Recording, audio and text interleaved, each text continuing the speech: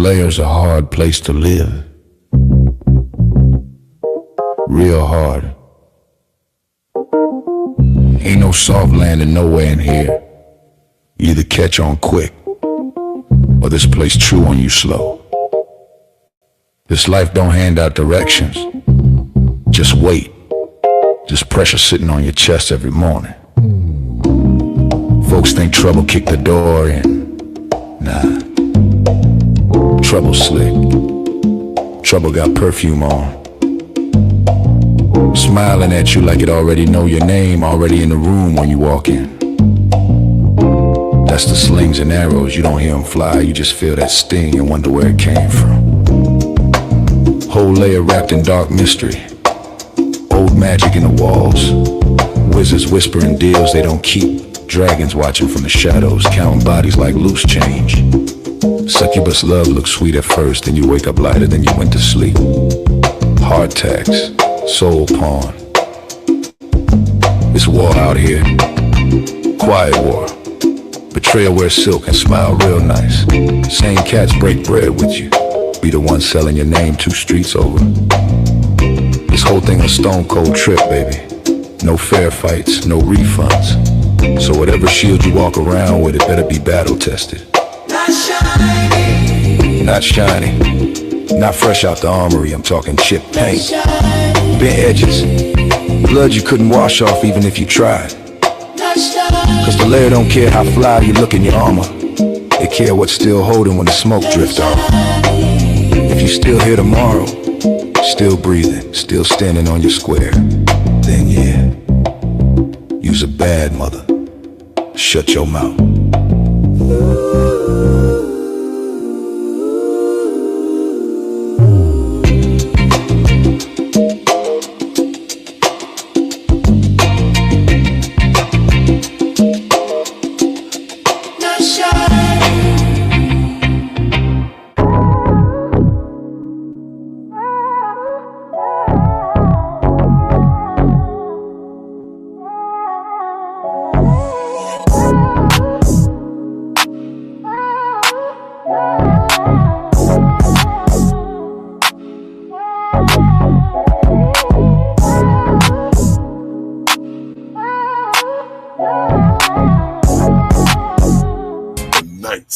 Layer.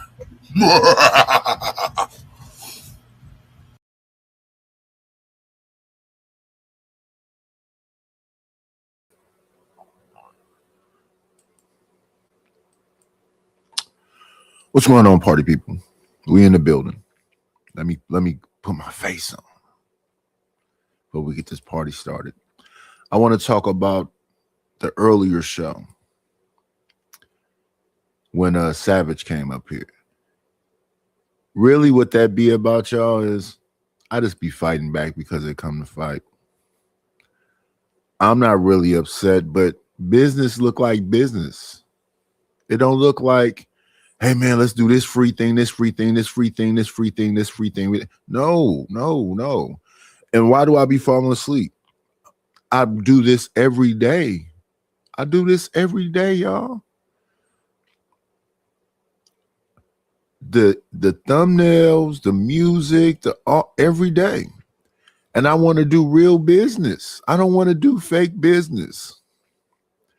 He come over here talking about, that's advertisement, Savage. So again, you came up here to do free advertisement, brother. I would not come to your channel and do free advertisement. Most of the people I mess with in this space, I look at them as somewhat of like in a friendly manner, but I'm 56. I don't think you make a lot of friends when you get this old. And if you being a friend, you would be a friend, but you're not being a friend. The people I've been around for 4 years now. I respect the people in the space that have achieved things. Angry Man is, one of the pillars of the black manosphere. I respect who he is. I respect Izzy, Freezy, everybody. I mean, they going back and forth and doing their thing. If you got a good show, shout out to you. That's not why I'm here. I'm not here to fight. I'm here to try to make some money. And if we're going to have relationships, healthy relationships. Like I said, when I first met John Galt, I didn't necessarily agree with what he was doing, but he came on around about the time I was ending, so I would redirect people over to him. I did it for a while. So when he says he gave me all that advice, no, Sin7Sin came over and said, John, I want to talk to you. And he said, try to make that place into an Airbnb because you can make more money. This is true, but the thing with the Airbnb, that's dealing with a lot of different personalities and drama versus dealing with a tenant. So I would kind of lean towards making less money to be dealing with one person than multiple people every other day. But no, I'm not. What he said, whatever you said, Savage, you want to fight. I don't. I want to make money. You keep talking tough, nigga. Tough shit is for morons. That's some shit the motherfucker end up dying from or hurting each other from. That's dumb shit. Why did you even come here doing that? I tell you, when I came to your channel, I came to your channel with a smile. I came to your channel with positivity. Every single time I came. But then you start saying, woo this, woo that, as I talked about earlier. And all that shit sound like do something for free. Brother, I need bread. Let's do a battle, blah, blah, blah. Is there some money involved?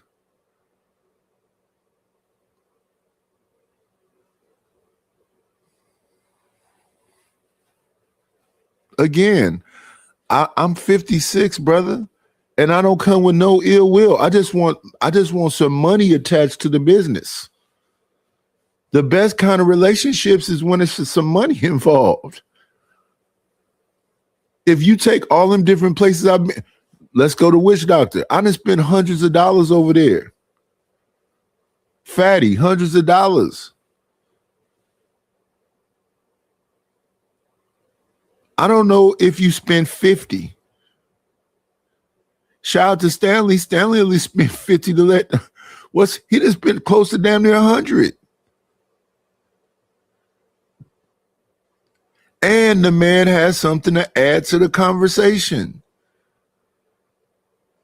Why wouldn't you come here and just have a conversation and kick it and hang out? All that shit we talked about in private would have stayed private. But I'm saying publicly and privately, it should be beneficial. When I get my legs back up under me, get my channel back monetized, when I do something, there will be some money involved. I'm going to come with money in hand. That's what good business look like. It look like some money. Just do. It don't look like, let's do this free thing, let's do this free thing, this didn't work, this didn't work. And brother, you got a whole channel of your own where you could advertise. You basically came here for free advertisement earlier. That's the problem, brother. I would advertise the thing that you suggested if you gave me some bread. I said $10. You came up here to cuss me out and threaten me behind $10. And I thought that the $10 was caring. Give me $10, I'll advertise the shit over here. And what that advertisement would have looked like was I'd have went and told Sel, I'd have went and told Angry Man, I'd have went and told all the people I have access to talking to. We finna have like an AI off. I'd have even got Izzy involved because Izzy making music too. I'd have got everybody involved, but you want to argue and talk about me sleeping. Nigga, I fell asleep on Sharon channel earlier today. I was up all night. I do this shit. Hours and hours and hours and hours and hours.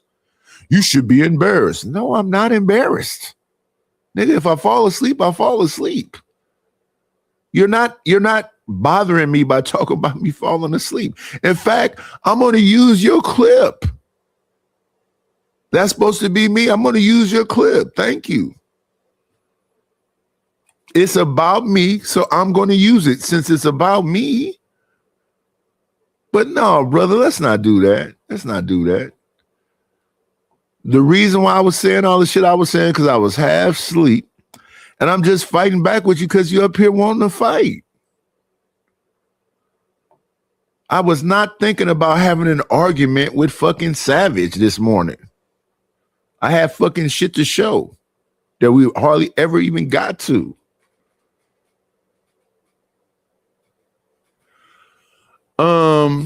Hello, the beautiful Almond Eye, Zoomer, the cynical one, Rogue C, and my God, Truth. Let me put the link out there because I want to share this show. I want to see, kick it, and this time possibly have fun without some motherfucker coming up here want to argue with me. Get a bitch. What's happening? Hello to the beautiful Angel Earth Love. Yeah, man. This shit to be corny to me. This is not about disrespecting nobody. This is about bread. I want some money. That's all. Nothing ugly, and we should be brothers. We shouldn't be fighting. But you want to fight. So if you're going to come up here and call me all the fat ass, bald-headed, drunken, slobbering, blah, blah, blah, I'm going to say something back to your big, swole, emotional ass. Nigga, do you know you fit into the Willie Lynch letter? They say you will be physically strong and mentally weak. You live that out today. That's crazy.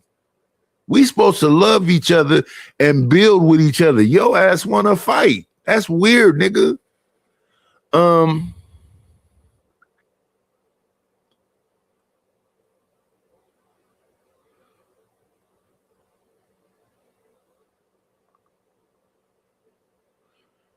Look at King Pix, another weird ass motherfucker. Get a bitch, nigga.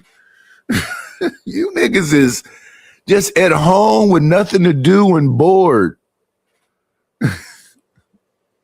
Nothing you gonna say in this chat is gonna bother me. Nothing. Nothing. I've heard it all already. There's nothing you're gonna say that I give a shit about. Try harder though. You call me something. I don't even remember the last insults. You got some new insults today, though. You said, hopefully you don't fall asleep. You're a fan. You're watching me. You watching me sleep and all of the shit. Do you not realize you're a fan? This is hilarious. I have no idea who King Pix is. I'm clueless.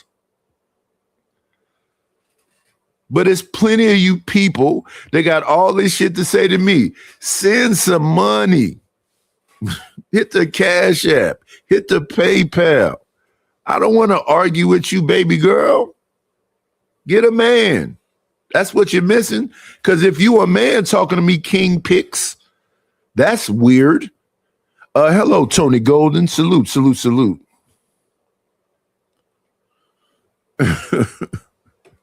King Pix was talking to me a hell of a lot on some other channel I was on. I'm like, who the fuck is King Pix? We don't know you. Same thing I was saying to Savage. All that time my brother Savage is up here talking about what he can do. Show us. Go to your channel and show us all of the great things. And then people should flood over there and support and pay for those things. If you can do anything better than me, go do it on your channel and get people to follow. You feel me? The sleepy old me, the one that don't have a clue, I can somehow get 30 or 40 people to watch me.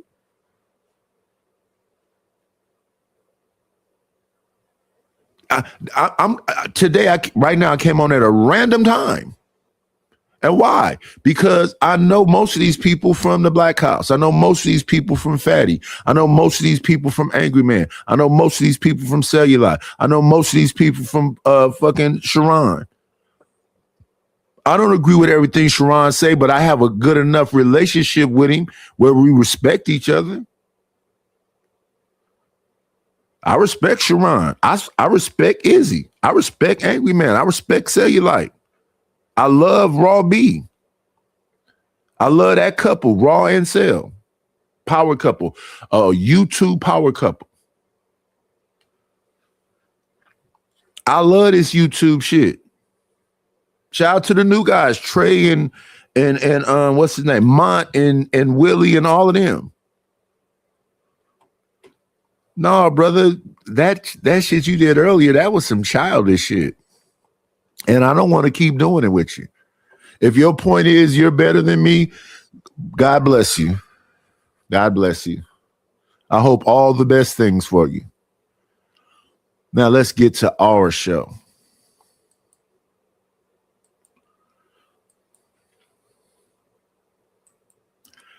Behind the groove. Got to get behind the groove. Why don't you let your spirit play? Let's go. When older men date younger women, is that leadership or leverage? It's leverage. That's easy. Leverage. Wait, it's not leverage. Why the old women gonna say that it's like leverage? That's not what I'm saying. I don't agree with nothing they about to say. It's leverage because he's leveraging the work that he's done and who he's become to be able to command that type of attention, commitment, and interaction with younger women who are in their prime. That's what he's leveraging. He's leveraging the work. He's leveraging, I'm saying, the education, the status, the network, the money. He's leveraging those things. Not anything saying that, you know. He's leveraging his status. Yes. I would agree with you. I think it's both. I think it's both. I think he, is leveraging. He also, trying to lead. He in a relationship with a woman. He want to be with a woman. He trying to lead her, And I hear that the older the woman is, the harder it is to lead. One thing I do know is that old people don't like to listen. Yeah, we kind of get stuck in our ways. That's a fact. But Mommy 3 Loves, she is, listen, that is an older lady, shout out to her, but she is super sexual. Everything she keep doing all kind of like, I don't know what's happening right now. She keep doing stuff with her lips and licking out her tongue. And what's going on, Mommy 3? You ain't had enough yet? They say as they get older, they get freakier. But Mommy 3, but y'all pay attention to her while we look at this little 11-minute clip. So I don't know. Old people think they know everything. I don't know if that got anything to do with it, but I hear a lot of older men say the reason why they, date the younger women is because it's less headaches and they can groom them. They can basically a lot of the. I don't like that grooming. It's not grooming. It's that they haven't had all the experiences that you probably have, and things can be brand new to them and they can be excited, and their excitement is exciting to that man. If she hasn't been everywhere already, if she hasn't done everything already, it's new experiences, and that's lively versus somebody that's been everywhere and it's just nothing you can do to, Tulum, okay. The bees, okay. Yeah, it's nice. Yeah, I like it. They'll tell you about the stuff they just thrill killers. And yeah, even the discussion earlier, that was a bunch of old nigga shit. We should have been doing that. The kids are watching. Women are look better. A lot of the younger women look better. They got a lot of years left. Yeah, that's what I hear a lot from the older men. You know what it is? I think sometimes the younger women, and y'all never gonna know because y'all women, but younger women just tend to appreciate more is what I've seen. It's like, yeah, pretty much. That's pretty much it. What's going on to the beautiful Moonlace Muse? We're not gonna call her real name. We'll call her that name. Hello, Bridget M. Hope y'all having an amazing Monday. it's very hard to hit a impressionable state with a woman who's lived a long time. She just has certain things, and that's not your fault. You've been on the planet 45 years. It is what it is. But a 45-year-old, 50-year-old woman don't tend to get excited when, you pull up and take her on a date, even if it's just to like a taco truck. Y'all just don't have that no more because you too busy dealing with life. But a 22-year-old woman is just excited just to see you and to do something. And I think if women that were older could embody that energy, it wouldn't be an age thing. It's an experience thing. But somehow, some way, 35, 40 plus, life had done hit too hard. And they just not happy. The young ones are just jovial. And that's what I think it is, honestly. But I also think that it is also a lot of younger women who date older because of the stability that they'll get from older men. You know, they know that the men gonna. And listen, let me shout out to my brother Lord ADS. Lord ADS is a good sport, man. I be expecting Lord ADS to come back and get me one good time. Shout out to Lord ADS. Peace, brother. Take care of them. And I was told by younger women, she's like, I just want older men because they have this, they have want to give them this or that. So you got to think about it. So there's a couple older niggas in high school too. You I was about to say that. You know, sophomores and juniors, those fucking niggas in college. I was just about to say that. The woman who's 45 used to be 22, and she was getting taken to the taco truck at 22. So now at 45, she ain't trying to go to the. That's not impressionable to her. Like she don't want to hear that. She's looking for something else. Like, I like Maria. Hey, Shiesty Mom. I'm 46. I'm gonna try to make this. I love tacos. I'm gonna try to make this. I'm gonna try to make this as simple as possible, right? We hit our primes different, right? And although a lot of women will lie and say that, well, you get no to, guess what? So women respond to him differently as he ages, just like they did when you were in your prime. And I'll just bring this to a consumer base. And just imagine if you wanted to buy a car right now, right? You built yourself to be able to get an 800 credit score, right? You got a lot of money to put down, or you could buy it outright. And you can buy a 2026 model or a 2015 model, right? So you got to understand that at that point, your transmission is slipping, your suspension is sagging, and your ECU is fried. So you're getting objectively worse material at a higher cost. And that just doesn't math if you think about it. Why would I pay more for something that I'm going to get less use out of, worse use out of? I'm going to constantly have to service it, and it wants to break down all the time. Why would I do that? If I built myself to get all of this, I'm not going to go buy the clunker. I'm just that's just how men see it. I agree. I think that's a really good analogy to it. So if that's the case, then like, what's the solution? Like, what do we do now? Where do we go from here? How do we make this better? Become the women that offer more value. Have these said men ever been to a car show before? I mean, these 1980 Camaros, like, what are we talking about here? This is the thing, right? You know who likes those old school cars? Still. Those old niggas like the old school cars because they remember seeing them when they were young. So like nostalgia. It's nostalgia of us. Niggas don't see nostalgia in women aside from like Pam Grier, pre-Trump Stacey Dash, shit like that. So to answer Tori's question, all y'all got to do is become the women that the men you want for themselves before you're fucking 40. Y'all wait until, like, again, y'all spend y'all 20s doing bald-headed hoe shit. Y'all spend y'all 30s either finding Jesus or becoming realtors. And you spend your 40s mad at niggas because ain't nobody married your ass and want to raise somebody else's kids. So, like, that's the three areas y'all tend in. Just skip all three of them and just become a good woman while you're in your prime, and then you can go get the man that you want. Yeah, and stop explaining to men what you're not gonna do. I think the solution is that just be nice. No dude want to hear what you ain't got time for, what you're not gonna deal with. That mess is a turn off, and that's the difference. That's the difference. A young girl is not hitting you with all of this and all that. Yeah, that's just be that. If you that, you could be 45 out here still setting them up, but you gotta have a good attitude. I'm sorry, because if you think that we about Go ahead. I'm sorry. Old women been getting flying out for 10, 15 years. They done been to Aruba. They done been to Dubai. They done been to Jamaica 15 times with the niggas rubbing mud on their ass, the little clear fucking canoe shit. Like, y'all done did all this fucking Groupon travel. So then by the time you get to a nigga with money, y'all done did everything. 1 second, 1 second, 1 second. It's only one way to enter the lair. Y'all know how we do it. Come on in. Play, it's always a treat when players meet.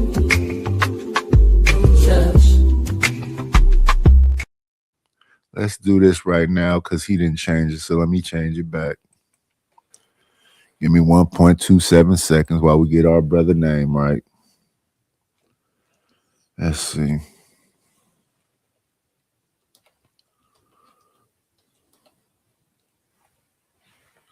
Here we go. What's going on, Lord ADS? What up, at nighters? Just trying to get the watch hours in, trying to do some good business. That's all. After that debacle this morning, it's unfortunate that we choose to do that to each other. I didn't get to watch much after I left the panel, man. I was doing something else. What happened? Savage wanted to be known that he can make better videos or music or something. I don't know. It was free advertisement pretty much. He wanted to come and talk about, you know, whatever that was. Shout out to Aziza Fion. I think that's how you say that name. What up, TBE Trucking? Hello to everybody. What up, IB Wody? Yeah, you know, we had to do the back. And look, when people come up here, you know I got to fight back, Lord ADS. So he said things, I said things. Brothers have disagreements, nice. You know that. Ain't no big deal. Yeah, ain't no big deal. Listen, Kills is in the chat, another one of my stalkers. Talking about, hey, I'm the bad guy. No, you're the little fella. Shout out to the shout outs. You know you go to the store and get the backwoods and the wine coolers. Come on in. Play, it's always a treat when players meet.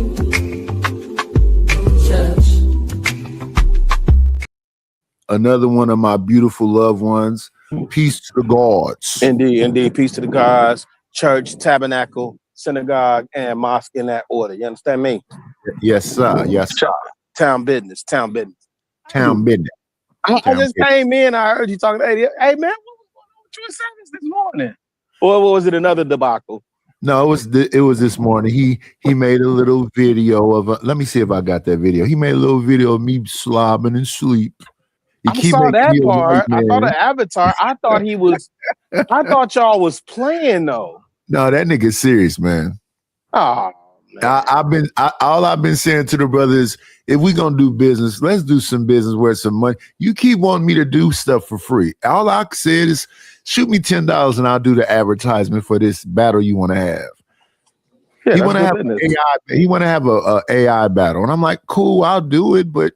If you want me to do advertisement, everything else, because the thing that's crazy to me, Savage, you can go to the same people I go to. Because I have a relationship with Chicago, I have a relationship with Angry Man, I have a relationship with Cell and Raw and all of them. They would probably come and participate in it, but you could go to them too. Why do you need me? I'm not as important as you think I am. I think you're downplaying it. Yeah, you kind of are. If I am what he think I am, then why is $10 offensive? Send the $10. Understood. Fair enough. But yeah, shout out to that man. All that energy this morning. It's crazy to me. Yeah, I was bugging and I'm getting over a cold, so I had to call off today. I'm sitting up here listening, like, yo, what's going on? And I couldn't call in because I wasn't on my square, but. God, dog, man. YouTube is a it's an interesting place, isn't it? Yeah.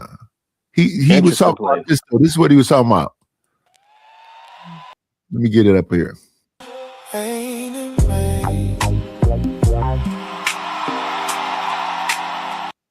Let me play it again. Just ain't it made. So Ism came up here and said he wants some player stuff, some pimp stuff for his channel because you know he's the Ism. So mine say player's always a treat when players meet. So I said I'll make you one. His says Church, ain't it, man? Right? Savage came up here and said, but it's not moving, it's still. I'm like, what are you talking about, Savage? If Wait, you so want the some joint shit you just from me, played? yeah, he was The talking about joint you that. just played was for Ism? Yeah. That's Oh, Ism in man. the car. Yeah, I saw that. I just didn't, I didn't know who that. Okay, I'm right. I'm picking up that campaign. And look, I got a bunch of, here goes something else. I made like 6 different songs. What y'all know about some Ism? What y'all know about some Ism? Not the loud kind. The kind you don't explain. We made a bunch of stuff.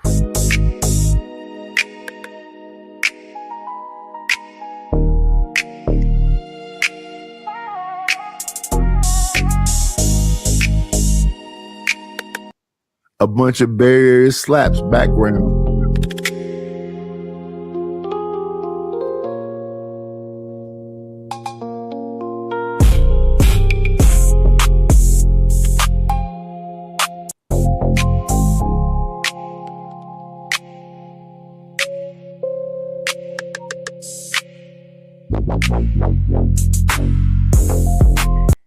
And actual songs too. Jesus. Yeah.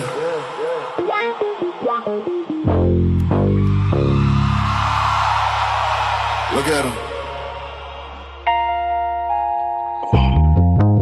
All boxed in.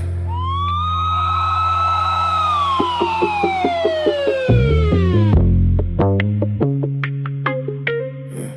L7 squares. We could never be there. L7 squares. We can never be there.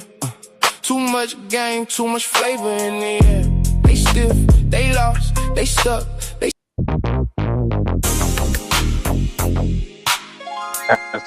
I wanna be a man. Slide with me real quick. Neon lights, late night. You already know what it is. I wanna be a man.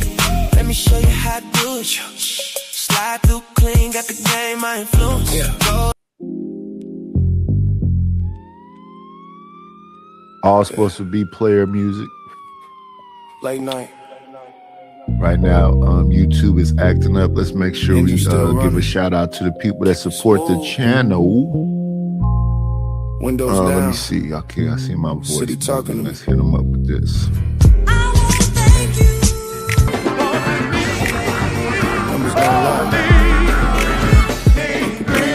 Got me a couple of dollars. Guess what I'm gonna do? A shout out to James Kills for the Cash App. I appreciate you. I appreciate you. I appreciate you. Every dollar counts. It all adds up over time. Hello to Candy Cane Lane. Who else new in here? I think everybody else is in here. Yeah, we got the whole Ism package, Chicago. Hey man, if you gotta slide through the bay, what car you riding in with this plan? If you Ism, you better have a Cadillac. He's in a drop top Cadillac in a little avatar. Hey, you gotta have that granddaddy caddy. Granddaddy caddy. Windows tinted, feel the bass in my For chest. sure. Every move calculated, never moving. Yeah, we made a bunch. We made the music that night he came up here. Every dollar got a story. Him and what's his name? Buck Nine. Never meet him.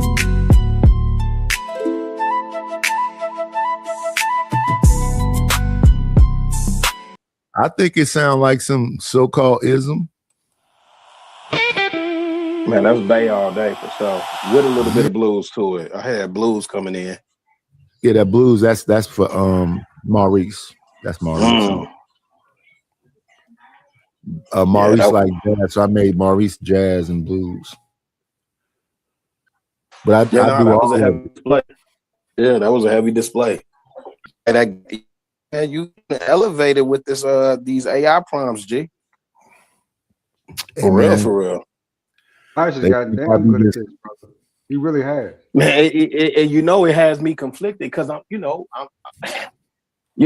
I got people that make their living off that and off of music in the real world, but I know Nightish pedigree. I just don't trust people on the other side of it. Then also, you can't. I think they passed a law where you can't copyright AI now. Yeah, you don't get no copyright strikes for it.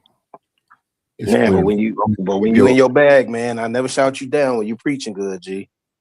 But you know why I can do that is because I listen to Roy Ayers and Earth, Wind and Fire and all them real instrument, a lot of Quincy Jones and Dr. Dre. So I'm listening to production and I'm listening to instruments and whatever else.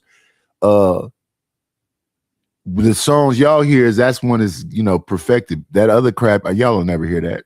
That should be sounding horrible. So it have to go through 2 or 3 times, maybe 4 times before we get it down to it. And then the other thing to do is that the AI get caught because, like I say, I do have OCDs. I'll be going back to back so quick that what happened is that the AI remember the last thing, and then a bunch of songs will start sounding the same. So I have to actually leave it alone. Oh, yeah. Come back to it so they don't sound all the same. Yeah, because all that's doing is all the AI is doing is taking in the data. Yeah. Okay, picking up the patterns and whatnot. Okay. Yeah, I'm man. That's disappointing to hear that about the homie Savage, man. That's a little bit. No. We hope the best for Savage, but Savage, brother, we should be working together, not working against each other. I keep telling y'all that. I'd rather have allies than enemies. That shit you was talking about earlier was weird. That's a fact. At best. Because we didn't build this relationship over time, and you decide to do that goofy shit. You sound goofy earlier. Let's be honest. But yeah, Islam said he wanted some Bay Area sounding mix of old and new. So you hear you gave it to him. Some kind of like wah-wahs and whatever else, and then you had a modern them drums behind there. That's that EBK J-Bo stuff, that Stockton drill. Yeah, you be putting me on them shorties with that EBK. I still ain't heard nothing from him yet, but Oh, he locked up. He might be cooked. God, dog. These jokers don't think Fat Meat greasy, man. Man, he do not think Fat Meat greasy. Came home for like 6 months and was flying up the charts, was about to go to concert with Young Boy and messed around in what was in Arkansas, I believe, and got snatched up with a weapon. Now they done tied the weapon to a shooting that happened in San Francisco. That he might be cooked. That sounds like Shiesty. That sounds like Shiesty. My goodness, Shiesty is another one. Oh but my goodness, Tracy, what was you on camera? He was on camera last time too, Chicago. But the thing of it is, because it's funny how everybody, not you, but a lot of the pundits that I see speaking on is like, oh, that's crazy, this is the stupidest crime ever. Listen, man, when I was in high school, fam, and even in grammar school, the poets who could actually write rhymes and make words, make sense, those cats were ridiculed until gangsters found out how to get money out of it. So that we herald the gangsters because they semi-put words together. No, I think that shit was socially engineered and they pushed that shit on us, and we just listen. People that really was in the street was trying to hear something that they could relate to, and then fuck around and find out Ice Cube never been involved in no crime at all. But Easy was. Yeah, but Easy was. And you know what's crazy? They never respected Easy for what Easy was, but they thought Cube was that. Oh, that's crazy. And to me, you know who LA Cam is? Well, he a Muslim dude that used to be with Ice Cube. Cam. Yeah. I know who Cam is. Yeah. Bald-headed LA Cam. Yeah. Killer Cam. Not The Cam, place where they kill brothers yeah. of the colors because they don't know the deal. Yes. That Cam. Cam was a Muslim, but he was more gangster than most of the gangsters. Oh, no, that's a fact. Hey, he was the one organizing NOI, well, not NOI, but FOI for show activity. Yeah. When it came to protecting the hip hop artists while they was out on the West Coast. Yes. And to your point, yes, he was largely influential with Ice Cube when he jumped down with Public Enemy and got on that FOI NOI type of timing. That was my favorite. That was my favorite Cube when he went back and created what was it called with him and Mac 10 and Dub C, West Side Connection. When he did that, I was like, nigga, you went backwards. You back in NWA again. I love the Cube they got with Khalid Muhammad and Enemy and the Bomb Squad. That's his best shit. I was with him all the way up to the Predator. The Predator is when I'm like, this is some great shit. I wasn't even listening to Snoop and Pac and all of that. I listened to what he made when the homies call, Brenda's got a baby and all that. But when he went and opened to the gangster shit, I'm like, Yeah, but you know what, Nightish? We also came up in an era where we listened to it all. So at the same time, you listen to 2 Live Crew, you also listen to De La Soul, and all of it made sense to us. We didn't have these rigid lines like you got to be one way or the other like that. You listened to all of listening to 5%ers and all of that to the all East. Of that knowledge, righteous teachers and shoot, Digital Underground. Think about how crazy that was. To Shock G had us thinking him and Humpty Hump was 2 different people at one point in time. We thought them were 2 different people. Yeah. But the creativity is my point, right? The crazy thing is he would go on Arsenio and he had another dude that looked like him. So we really believe that was really another person. You know who else did that? Fucking Andy Kaufman. Oh, he's an annoying genius. He's an annoying genius. But we thought that dude, the fat dude, was him, and the other another one who had another dude. Yeah. That's still alive. And I sometimes be like, is that Andy Kaufman? And he faked his death. What kind of shit is going on right now? Yeah, because who was he going up against that wrestler? Jerry Lawler. I remember that. Yeah. All that was, put him in the neck brace. That was trolling before trolling was trolling. Yeah, but it's also a time where, men of standard didn't take too kindly to that trolling, fam. You're going to get your neck broke, But to your point, yeah, that was a different era, fam. And you know that him and Jerry Lawler was really friends and that was all fake? That was all staged? Oh, so the neck brace was staged? Oh, pardon me. All that shit was fake. Oh, I didn't know the neck brace was staged. That's how good a troll he was. Hey, because remember that episode of 2020 on ABC where the dude was interviewing Dr. David D. Schultz and he was talking about how wrestling was fake and he clapped his ears? I think that was real. He made his ears bleed. He wound up suing him. How you doing, sis? Hold on It's one happened second. a few times where people call wrestling fake. It is staged and they know who's going to win the bout, but it is not fake. They really was breaking each other's backs and jaws and whatever else, even on a staged fight. Yeah, correct. My granddad. You ready for me to tap? Okay, sis. My granddad used to take me out to AWA matches. Remember AWA with Dick the Bruiser, Baron Von Raschke, Nikita Koloff. Oh, that's the 80s. That's the 80s. When I was a short, that's what my granddad was taking me to. I was in the wrestling for probably about good 2 years, maybe. But I started messing with wrestling. I started messing with kung fu movies and all that shit kind of quick. But when I was younger, the 5 Deadly Venoms, and it was a bunch of kung fu movies I was into, a bunch of wrestling, WrestleManias, and I think I left it alone after Dr. Lou Albano and Hulk Hogan and all of them, and Dusty Rhodes and all of that shit. I still like a good kung fu movie to this day. Jim Kelly, that's my dude, bro. I grew up on Jim Kelly. You know what I'm saying? Bruce Lee. Yeah. Well, you Jim get to Kelly that, is man. black Thank you so exploitation. much. Appreciate it. Your braids look nice. No, go ahead. Max, my bad. I still love me some black exploitation. Oh, I'm don't not talking about black exploitation. Don't So start Jim there, Kelly and Jim Brown and Fred Williamson and all that. I still love Three the Hard Way. And then listen, that would be Three the Hard Way, Spooky Black Six, Door, Black Sisters Revenge. Yeah, I mean, I still love Foxy Brown, Sheba Baby. You know, the first pair of Tatas. Hey, listen. Turner. Please don't get me started on that. I got Street. I got the what's the name on that one? Nice. I got the vinyl on Truck Turner. Okay. Oh yeah. Hey, that's one of my favorite from that era.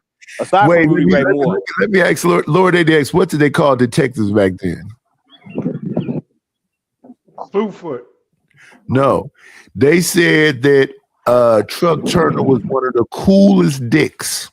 Yeah. They called them dicks back then. They called detective dicks. Yeah, and at the crib we call them dick boys. Yeah. We call them dick boys.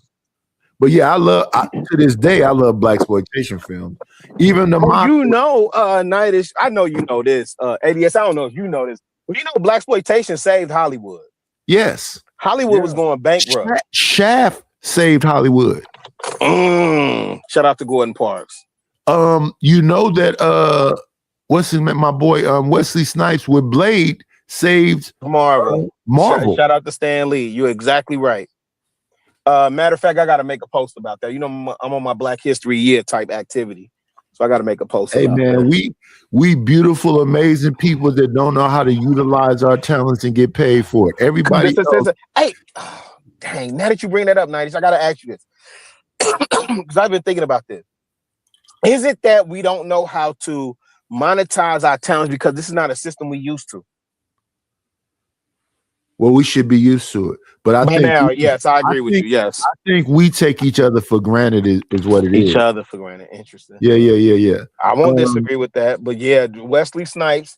And if you do the knowledge on how much he had to fight to even be in the role, because they was trying to hire somebody white, even though throughout the Marvel comics, Blade was depicted as a black mixed, like when I say mixed, I'm saying half human, half vampire. But like he's depicted as black. But they was trying to get somebody white in there. For a moment, do we really appreciate Wesley Snipes? No, but you know what it was. Go ahead. What was the TV series where the dude was invincible? Black dude lived in Harlem.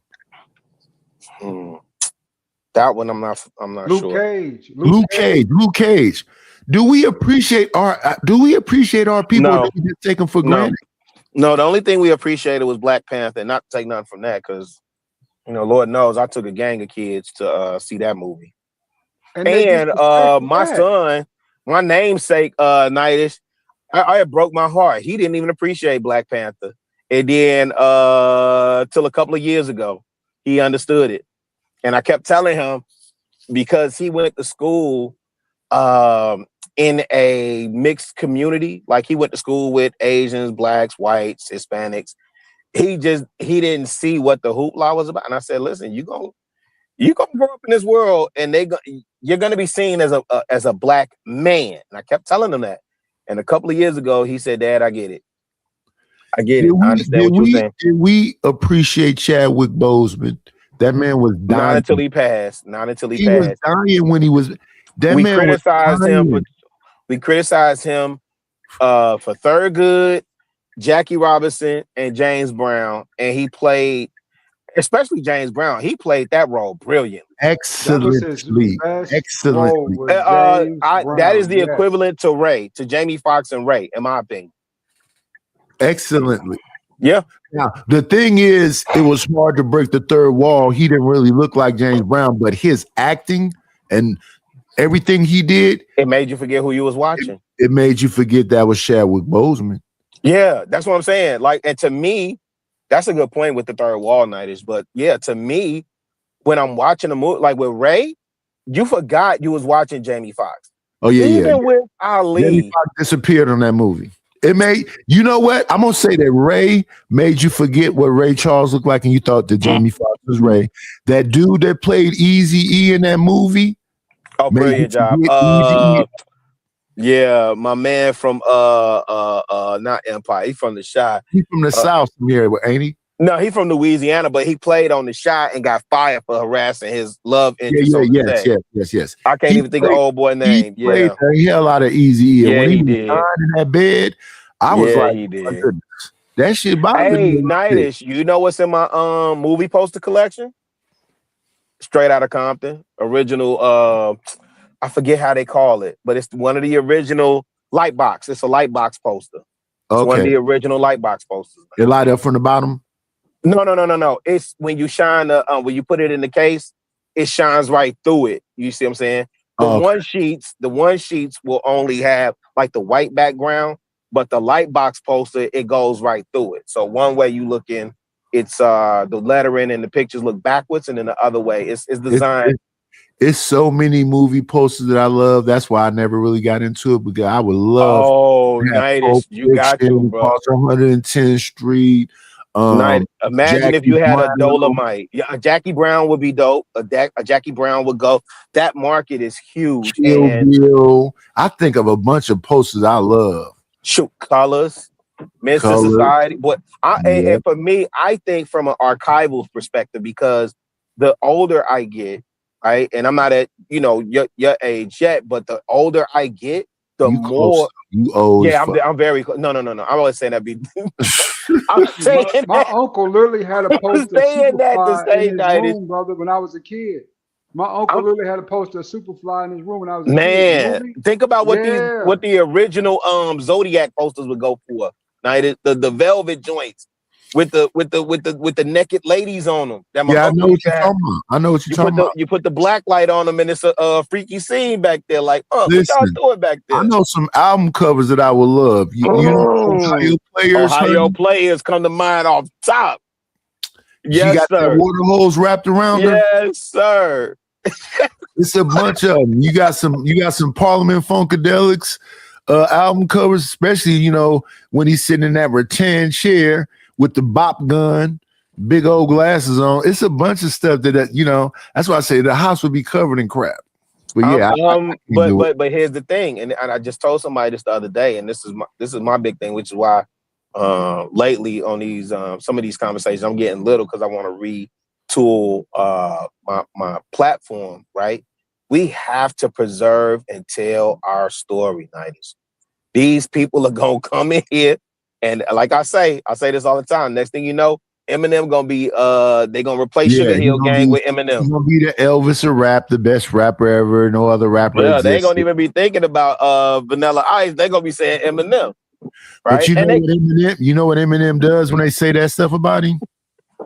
He redirects the conversation. He says his favorite rapper is Tretch. He's in the Rock and Roll Hall of Fame, if I'm not mistaken. His speech, whatever award show that was, where his acceptance speech was him naming all the rappers that influenced him, and I heard him say, but I already knew Eminem used to run with the Outsiders in Jersey, Young D, and he had to go through those ranks. You understand what I'm saying? And that's what I'm saying. That he's a student of the game. I respect it. So he might be a white boy, but he had to come through some real he's solid. Heads. Yeah. Eminem is solid, but he is not. I mean, put him in a cipher with Change His Skin Color. Put him in a cipher with Black Thought, Common, Mos Def. I wouldn't even put Talib, but just Common, Mos Def, because Common could go off top. Here's my thing, though, about Eminem. What he raps about, and he can rap his ass off, is not. It's not for us. It's white. It's very white. Yes. He can rap like a motherfucker, but him and Joyner Lucas did a song together called what was that song called? Give me. I forget. Joyner Lucas rapped fast because he can rap like Eminem, and then Eminem rapped. Now Eminem, you rapped fast than the motherfucker, but you said a bunch of white boy shit. And the only reason I said that Joyner was better is because he said a bunch of relatable nigga shit. Yeah. So that's the thing. Eminem, you's a rapping monster, and you can rap fast, and you say some hell of a shit, but it's just not like. But you know who Eminem ain't never destroyed on the track? Who? Royce the 5'9". Oh yeah, they brothers though. They both from the same. I love it. Royce the 5'9", right in pocket And with him. and let me tell you why Royce. And I don't even want to say that Royce is better. Royce just sound like some black shit. Yes. Yeah. His album. Eminem be rapping his ass off, but it be sounding like some. We don't really talk about our moms like that. Correct. That's it's sacrilege. Correct. But that's what sold him millions and millions and millions of records. But who bought those millions though? ADS. White people. White kids. Correct. White kids. And that's where we get it twisted, right? Every time we start talking about this is why the music business is suffering right now, right? Because they still don't understand that. And I'm talking about all the music executive pundits that I listen to. They don't understand for some reason that them white kids in suburbia are the ones with the disposable income that buy the record. Who was at Coachella this weekend, right? They're the ones that buy the records. We can listen and validate what's dope. And the thing is this, black people are the culture. A lot of times what people don't seem to understand is black people are the culture, but black people don't support black people. And that was what I was trying to get across to you earlier today, Savage. Savage, I sell my songs for $20. Oh, that's Oh, you make this shit for free. Why you should? Why? No, we send that in the super chat. Yeah, because I value what the fuck I'm doing. It's not no regular shit. You can Savage. You can make a song. A lot of people making songs, and I applaud them for doing it. However, I listen to your songs and they're very basic. And when you listen to my, I want you to think about it. I got background vocalists. I got people doing duets. I got very intricate, detailed, fine. So it's more so about understanding the prompts and the vocal stylings. So y'all just making shit, y'all throwing shit into a filter and making shit, and it's cool. I'm not saying nothing bad about it, but it's not what I'm doing. Your shit does not sound like mine at all. But yours is man, it's deeper than rap, Nigel, because actually what you just explained is what they've been trying to figure out. What is it called? Sono or whatever? Yeah, Sono. They trying to figure that part out. Nightish, what you do, okay. The when we go through your joints, we be like, oh man, no, Night's got top 10 hits, right? When we go through all your joints, like even the intros that you get for the brothers when we pull up, right? The player. Chicago, you the type of person that got the ear and the knowledge to understand what it is I be trying to achieve.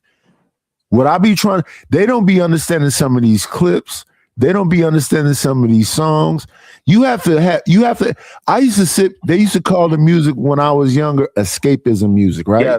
Yes. You want in your Walkman to hear certain things and blah, blah, blah. You want to be transported to a different time and place. If I didn't have that shit, I couldn't make the music that I make. But even Chicago, listen to this right here. Listen to a little bit of this right here.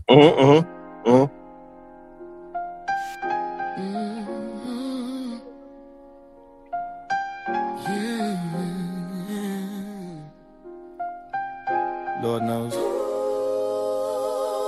That's my baby. Little man, he wakes up so demanding. Sun ain't up, but he already standing. Tiny hands pulling on my t-shirt. Big feelings in a small little person. Morning cries turn into laughter. Soon as I hold him, nothing else matters. He don't know the weight that I'm under, no. But he fills my heart like no other. He loves when I'm being handy. I try fixes world with what I can be.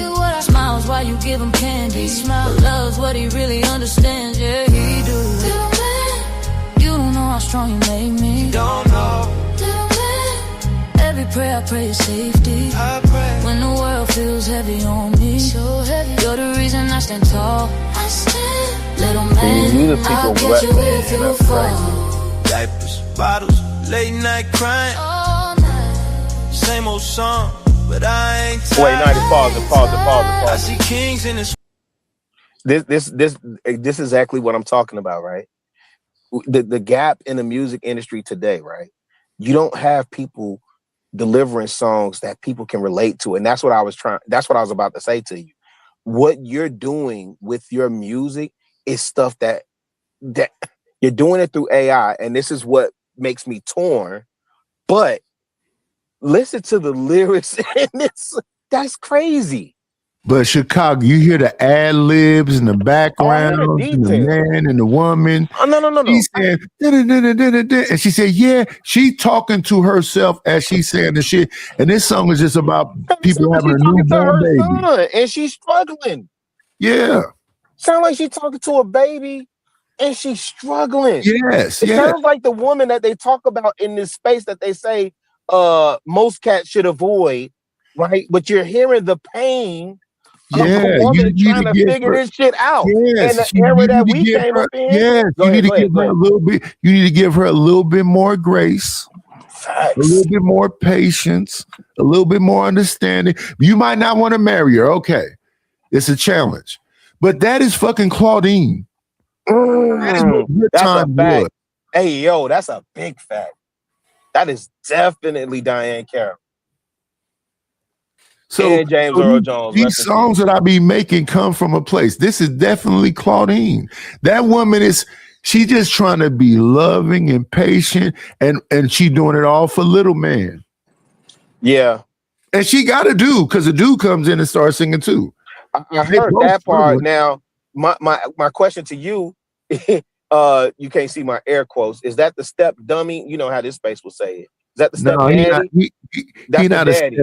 He's not a step dummy. He's a concerned man. Listen, as a concerned man, some of us, I don't know why, you're going to meet people with children. Most of these women going to be out here going to have some children. So step dummy or just a man taking responsibility. When I listen to Shaquille O'Neal talk about that military man that took him, that's not his real father.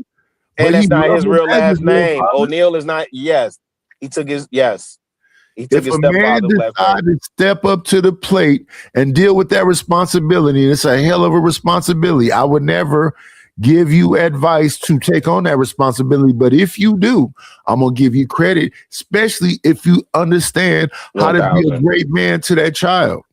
1,000. It's a bunch of military guys that lived a life, that got their money together, that can really change some people's lives. And hopefully that woman receives you in that manner, and you can really shape a life. I be trying to tell these cats, man, my granddad was that dude. My granddad literally was that dude. My grandma came to him with some seeds. You understand what I'm saying? And he accepted her and her seed as if they was his. He did not discriminate. But this is the same granddad that I told you. Well, he lifted his voice. Let me say this, because you said this. Do you think that's a step dummy or just a man? No, my granddad, and that's why I don't understand this with these cats in the space. That's why I'm trying to redirect the conversation on my platform. But yeah, no, that's not a step dummy, right? That's someone, and especially for their time, marriage was about, covenant and covenant and community and responsibility, and duty. And neighborhood and family, right, and all but that. Nightish, I told you, my aunt. So this is my aunt on my granddad's side. My aunt stayed across the street. We was on 107. Say we was at whatever address we was at on one side of the street. My aunt stayed across the street. So when it was time to borrow sugar, beans, flour, whatever, go over there to your Aunt Ida. Hey, Uncle Bud and them literally stayed 2 blocks down on the same street. Chicago, that's what's missing. Yes, that's why I said I know people get mad at me when I talk community, but that's what I was raised in, and I had to accept that. Like, I'm not the crazy one. Y'all is. They are. Because y'all didn't grow up being able to go to your auntie house. You got to go all the way across. So I got another aunt, my grandma's baby sister, Doll. Doll is the mother-loving queen, a beautiful, gorgeous, like empress, right? And she's on the west side, so we don't see her as much, right? But she's in the same city. We don't But fear. so that's the thing, Chicago. I'm supposed to be a blessing. My woman's supposed to be a blessing to the community. Facts. We supposed to be making enough money to live, but also making enough money to be able to give. And we were talking about this early on Sharon channel to inspire people to make a little bit more money so they can make a little bit more. The only thing that's going to stop gentrification is when we own properties. And we don't necessarily have to own them, but we have to be in mortgages. The mortgage, the first word, that means death. That means death. Man, yes. That means ownership and community. And you're supposed to keep that 3-inch blade. And I'm supposed to, get my glass of tea at you in the morning and get my newspaper. And we supposed to all be together. We supposed to be like a gang. On that block, yes, or in that neighborhood, But night is that church, at that mass, at that church. Yes, at the church. And you're right, because I just drove by. Salam on 79th or 75th. Well, I was driving the other day. I was like, oh, that's where they moved it to, the Nation of Islam from Mount Miriam over there on Stony Island. But here's the thing: you get in these spaces, and these goofballs will tell you. It always amazes me how they have the answer for everything, but you can't point me to the community that you've built. Yeah. You can't show me your real wealth, right? Not your money, your real wealth by the community that you built of alike. So I don't care that Republican, Democrat. I don't care about none of that, fam.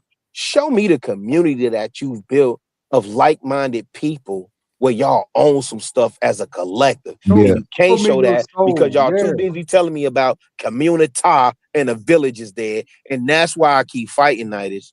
That's why I be so conflicted when I come up here and talk to you. Hey, Lord ADS, I showed all them kids that pitch tents in my backyard. They all over the world. That's a fact. That's a fact. They all over the world now. Like I say, man, show me your soul. Show me your conscience, right? I got more respect for that coach who show up with those kids who ain't got no chance to win. I got for niggas standing on pulpits, saying preaching to me about bullshit. Facts. You know what I'm saying? I got way more. Show me the kids that you got that's graduated. Show me the kids that you got that's an eagle. Show me the kids that you got that's taking on responsibility. I told my son said something to me. I said, no, son, I'm proud of you. Y'all ain't never been to jail. Y'all had a mother and father over y'all head as long as your mom was alive. I'm proud of you. Just stay the course. Stay the course. I'm 56. I'm not gonna be here forever. And that's why I got so much respect for you, Nice, is because you raised your kids, man. You stuck in there. You stayed married. You know what I'm saying? Yeah, but Nice was out there with the Boy Scouts and the football team. Yeah. Nice got a good heart, man. He really does. Hey, by the way, listen, my alma mater, I'm raising money to send 82 seniors. I'm trying to pay for their senior fees. So this might not be the proper space or channel to throw that out there on, but me and my wife, we definitely for what they senior fees is nowadays, Night, crazy work. Chicago I ain't talking about prom either, Night. We just talking about we just talking about Chicago, after Easter, niggas is broke to that next check. I don't know why y'all keep throwing this up here. Niggas is broke to the next check. You in IT, you in IT, man. No. My money don't run out. No. Night is already. Hey, no, Night is blasting you on another show. That's because you be spitting on them females, man. Y'all, I don't know what y'all got going on in Kentucky either. Not what you think, man. You know what I'm saying? I'm in Atlanta now. I've been in Atlanta now since 2008. Oh, okay. Man. Oh, man, I was just down there. Dang. Yeah, you told me. I don't know why you didn't blow the horn, man. Man, because it's never enough time. Like the people, what's crazy? The event that I went to and I was introducing my wife to people and the amount of, this how you want your name to be known, Nightish. The amount of dudes and people that I was introducing her to, and they was like, man, your husband's a good dude, man. And I ain't been in Atlanta in a minute prior to this. And them cats is like, yo, your face card still good. Man, I was like, yo, I told her, Steve. Better than respect, my nigga. Ain't nothing. Man, it's love, man. Yeah. That's how I motivate through the earth, though. You understand what I'm saying? That's how I motivate through the earth. But I am trying to I got 82 seniors I'm looking to pay their senior fees at my alma mater, man. So me and my wife, we sponsoring a couple of kids, and I got my graduating class. We're getting a couple of more, and I'm trying to beat out class of 78. Nightis, class of 78 is the first graduating class from my school.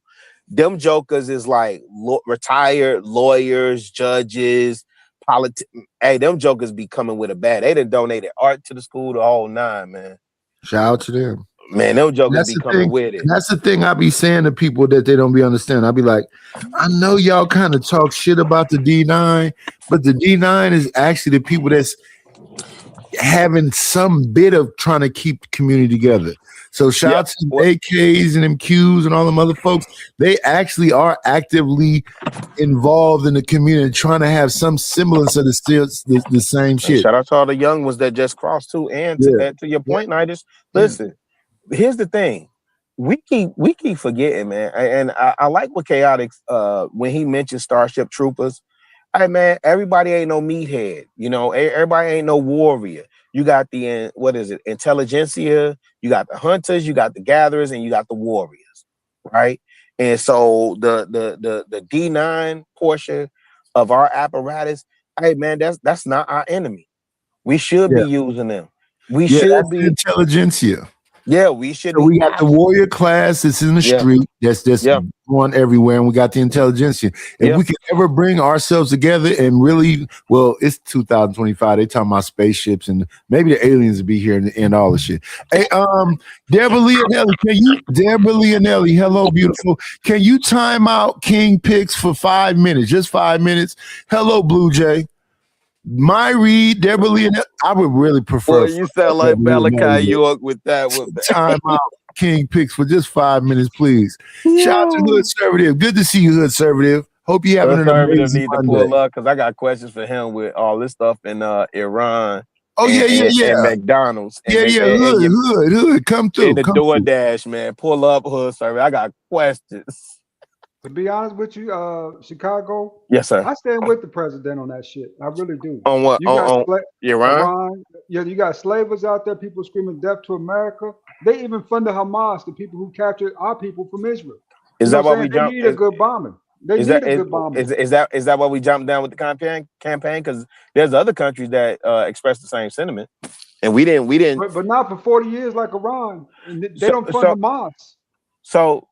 The question that I keep having with people that support this latest wave of action. Wait, Chicago. Uda and Hood Conservative. Chicago he want to holler at y'all. Oh man, please. And I could be educated. Please. Uda and Hood Conservative. Pop up here for a minute. Peace, Uda. I'm curious what part of this is Make America Great Great Again. Wait a minute, time out Uda for 5 minutes for saying hi to King Picks. Deborah Leonelli or my read, time out Uda saying hello to King Picks, please. Hey Uda, don't take it personal because he done got me that same way. He done did me that same way before. No, let me go ahead and get King Picks. You gonna have to rest for 5 minutes and won't nobody do. They love you for some reason, you piece of shit. I'll take care of it. I apologize, Deborah Leonelli and my read. I get them. Let me see where Uda at. Uda, just 5 minutes, brother. You don't talk to no fuck nigga while I'm sitting up on this damn thing. Give me where Uda at. Uda. Here we go. 5 minutes. Don't you ever. There we go. I got it. Y'all, let's continue. Let's bring up. It's only one way to come into the lair. Y'all know how we come into this bitch. We have to hit y'all with this. Come on in. Playing, it's always a treat when players leave.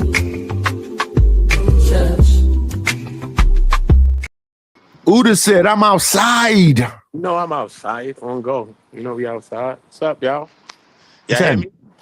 Yeah, we hear you. Man, you making me want to go outside now. Go ahead, fam. What's the word, G? Man, we outside, really, man. The content Look at creators them don't go beautiful. outside. Look at them beautiful buildings. One second, Uda. We got to bring up another. You got to bring up another god, another king in the building.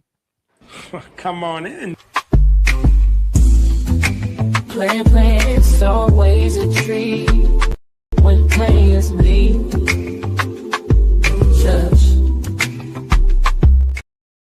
Peace to the God, hood conservative. Conservative, shut up. Good afternoon, gentlemen. What's going on? Good afternoon. Good Conservative, what afternoon. up? Chilling. Apparently, I've been called out. Chicago has questions for Uda and hood conservative. This latest Republican activity, and not even Republican activity. It's really just Trump, because I don't even see Republicans coming out and co-signing this. But help me out as a taxpaying American citizen. How I'm supposed to feel comfortable about this?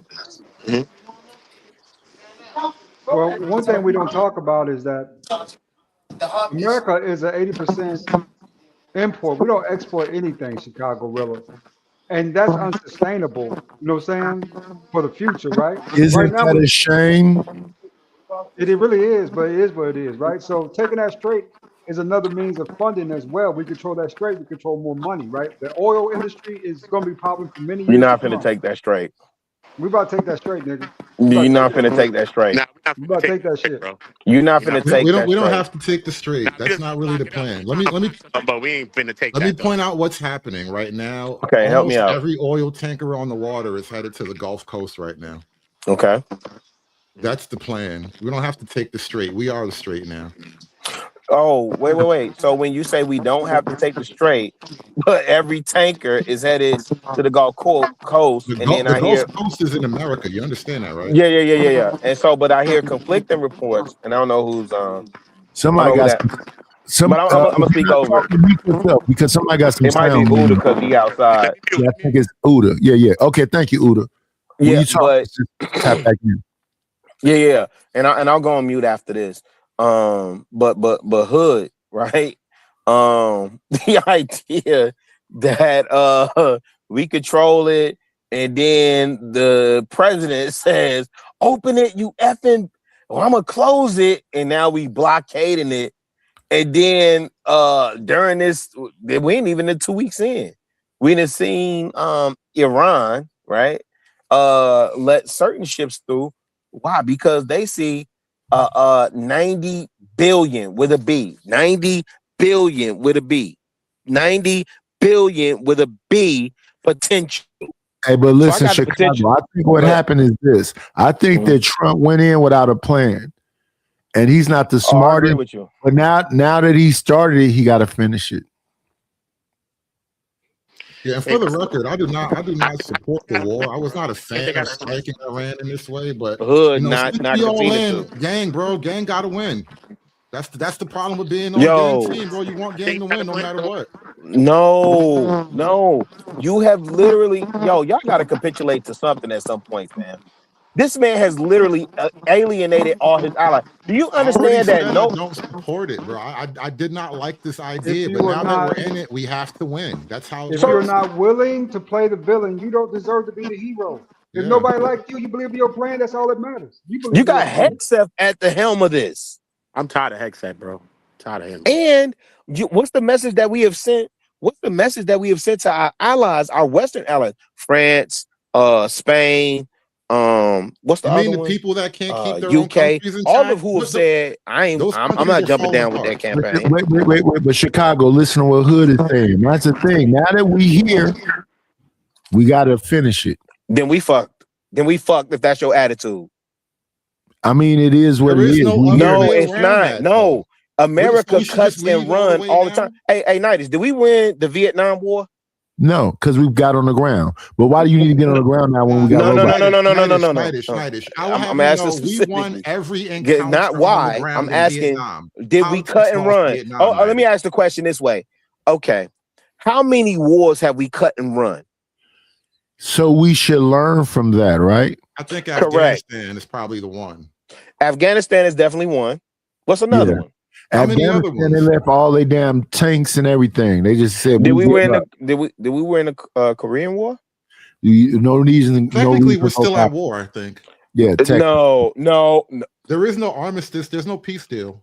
No. Listen, I said the Korean War. Do you know the Korean War was in the 60s? We're still at war Yes, because we yeah. never signed peace, Chicago. Yeah. That's how that works. That's crazy. So we didn't cut and run. We're just putting them on ice for like 100 years. Hey, fam. I listen. As the taxpaying citizen going to But pay. do you disagree with that, Chicago? Yes. The reason why we have bases everywhere because there is no end. My whole life we've been warring. Oh, I see what you're saying. Well, I would say to counter that, Nightish, I don't. If you don't launch attacks against one another, then yeah, I would say we're on the defensive posture. Like if you said that, I would agree with that. Right. So what I'm saying is this. No, you're saying we have war, perpetual on. war. No, but what I'm saying, this thing that's going on is not going to be done in a year. Nightish, what I'm saying is I don't understand why the Republicans ain't holding that cat to account. Because he's not really a Republican. No. Nigga really is a Democrat, to be honest. No. The Republicans, listen, that get in here day in and day out. Dang, Udo might have dropped, but hood conservative for sure. That's why I was interested in entertaining the conversation, and not for a gotcha moment. I'm just like, this is not what old boy campaigned on. Can we just at least get that concession? Absolutely. I mean, between the Iran war and the Epstein thing, Trump is pissing off his own team. So, I mean, you're not really going to, you don't have to go far to find that criticism, Chicago. And I'm going to tell you the same thing I told my people. I'm going to tell you the same thing I told my people a couple weeks ago when they came to me with that. Said, so how does that affect your life, right? With the Epstein files. How does that affect your life? How does it change? Okay. So here's the thing, right? The people that we trust to make decisions, the people that knows Epstein files, right? That's alleged in those Epstein files that have not been clear. Nobody cares about that. See, nobody cares about that. And that's go ahead. Come on in. Playing, it's always a treat when players leave.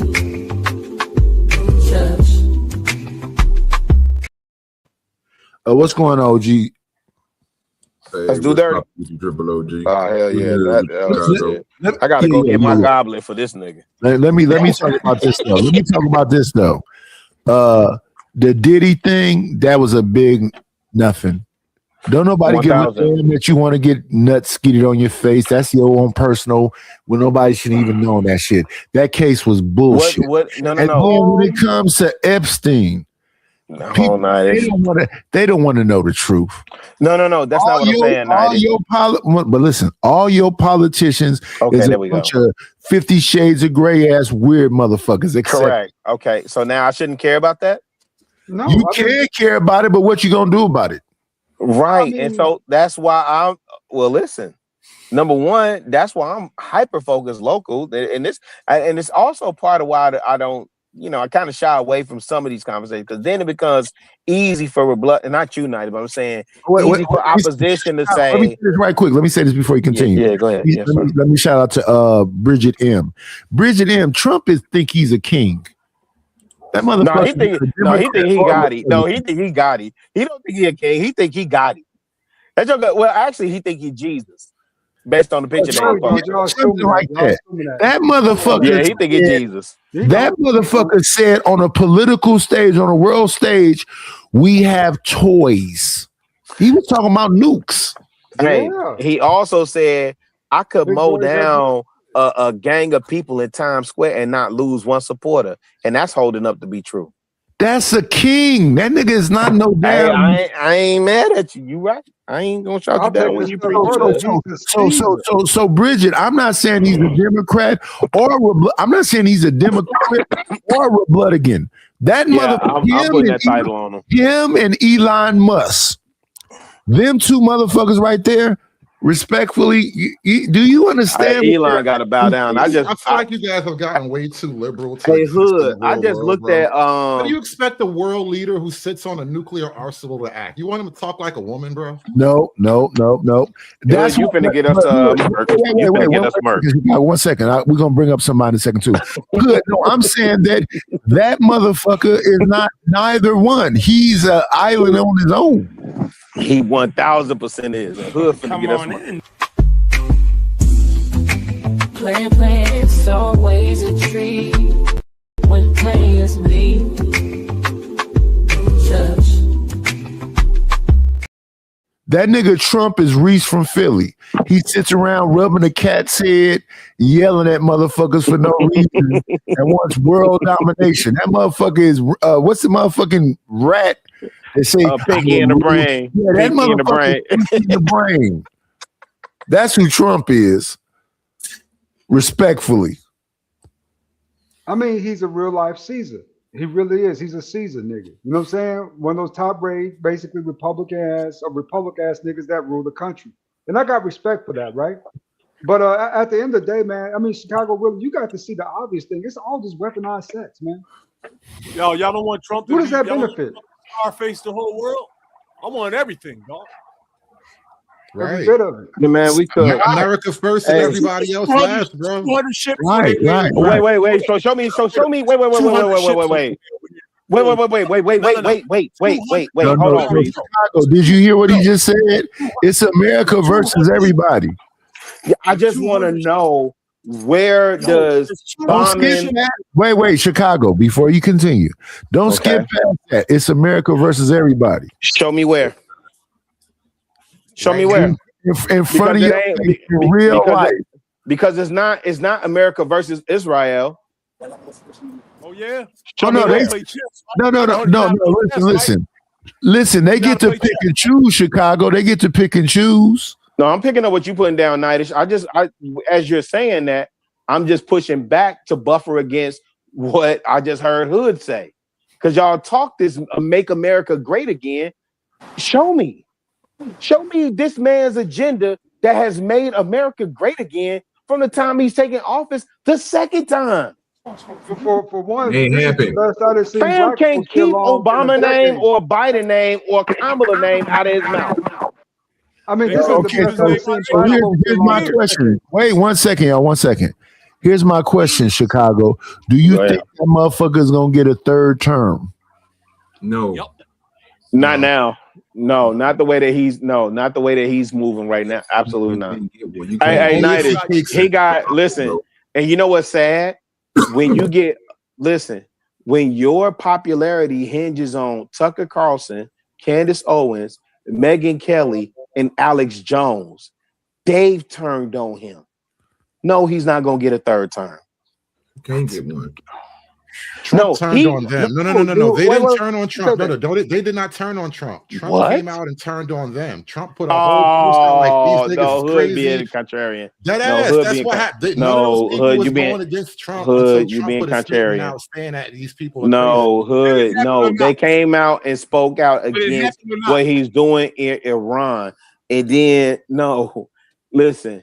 Them cats, free. I see what you're saying in terms of he couldn't technically, but you missed the part that number one, he controls all three branches of government, and number two, there were people actively campaigning saying that could possibly happen.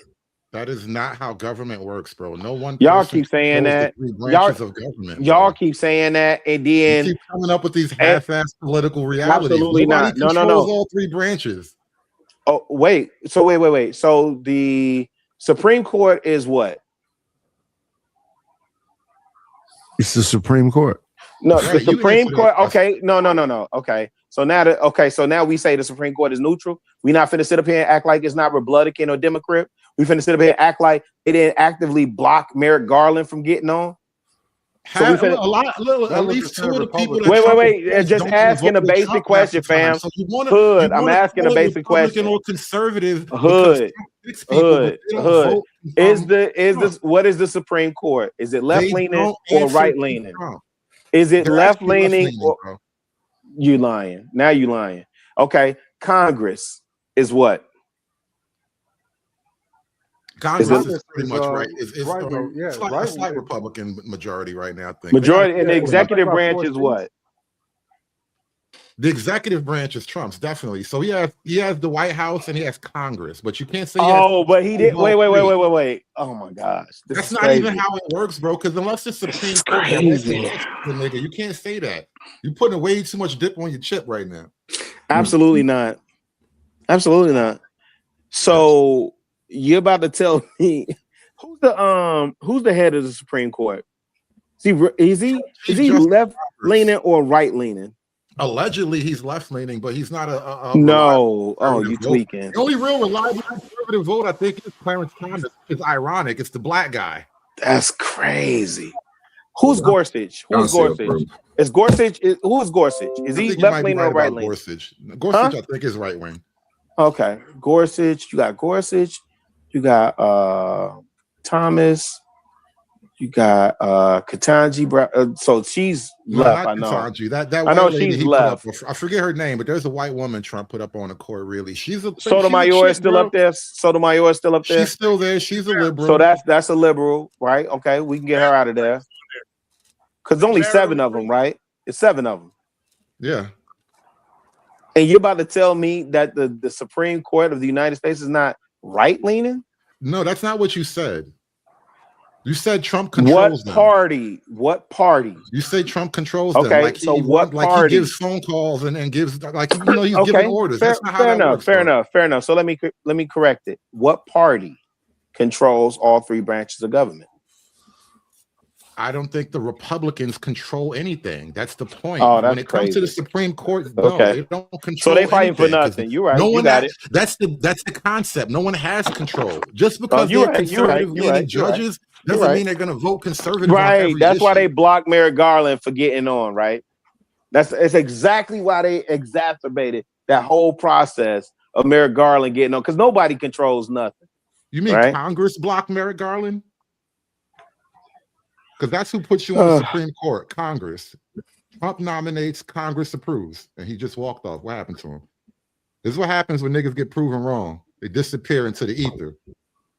I hope Donald Trump comes out and does a speech in blackface, holding a dead nigga's head, wearing a Klan robe. Well, at this point, he really can't lose no more. He can't really go down too much more than this. About it will be true. Y'all got bigger things to worry about with Trump than him hating people. Yeah. And all them dumbass lies. I don't think it's the hating part, bro. I don't think y'all be listening to what people be saying, bro.